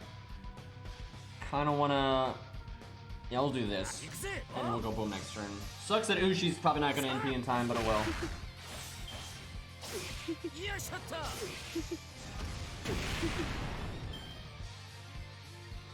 It probably does affect your extra.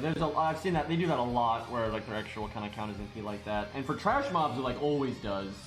But so I would imagine it does. Yeah, her extra will fuck you up. Like, I remember doing this way back in the day, and her extra will pretty much one-shot you, like, no problem.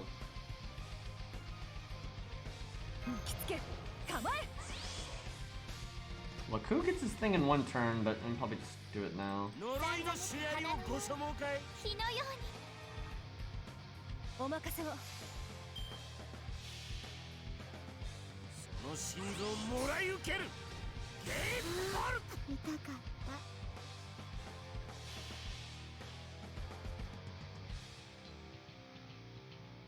Not really a fan of her guarding the defense down, but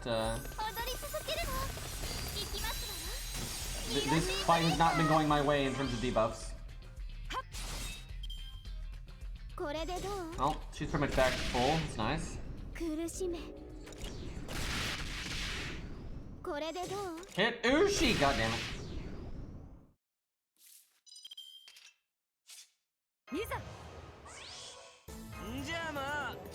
Okay, now don't hit Ushi. Oh god, seriously, look at this hand. No kill Ushi, please. Honestly, Antoinette did great here. Like, forward, like, super tanky, lost over life, got it all back, added plenty of damage to the team with the charisma and stuff. Like, sure, there's better things, like, you know, Waver or something, but, like, this is totally fine. And especially if the enemy had been, like, a class that she was effective against, you know, that would have, like, a caster, that would have been really good. But yeah, there's quite a few things there you weren't able to get value out of. You know, the boss wasn't debuffing with the big things, or debuff clear. We didn't really have a setup to capitalize on the crit stuff much either. Oh, we actually haven't won yet because, you know, we're half leveled and no one does any damage.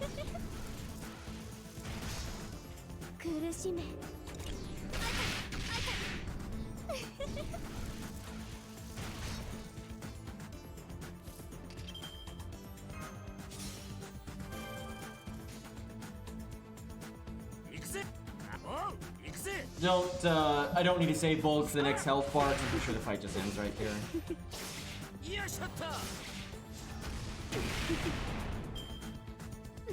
Just in case. Yeah, okay, we're good. Honestly, we could have handled that. We could have kept going. That was like another 500k, you know? We could have kept going. Hadn't lost a single unit yet. And then Ushi's evade was coming back. Alright, yeah, we'll wrap up there. I think I'm gonna play some Genshin Impact a little bit later. I haven't streamed that in forever. I didn't stream it yesterday, so I'll play that in a bit. And then I want to play. I'm gonna play Yeast Origins pretty soon, but I'll wait until like Marcus is around because I know he wants to see me play it a lot. But I reinstalled it, so we'll be playing that again soon. Maybe tomorrow or something. All right, thanks for hanging out, everybody. I'll be streaming again probably. I'll probably stream again pretty soon, probably 10 minutes, 20 minutes. Just need a quick break. For those that want to watch some Impact. But yeah, thank you for hanging out, everybody. And thank you, Ari, for doing the poll thing. That's always a lot of fun. That's going to be a blast if we ever get story replay. You know, maybe what we do... Okay, they're going to make a new story somewhat soon. And I'll probably stream it on the ult account. But my regular ult account's got a lot of units leveled and stuff, right? Not as much as my main, but it's in good shape. I wonder if maybe we do the poll thing on that. Like whenever there's the new story, then on the ult account. And maybe until we get to a major boss, then maybe I do what I want for the major bosses. So maybe we do something like that. We'll see. Probably depends on how the story is going, I suppose. Yeah, hopefully soon anyway. Yeah, thanks lads, and I will see you all later.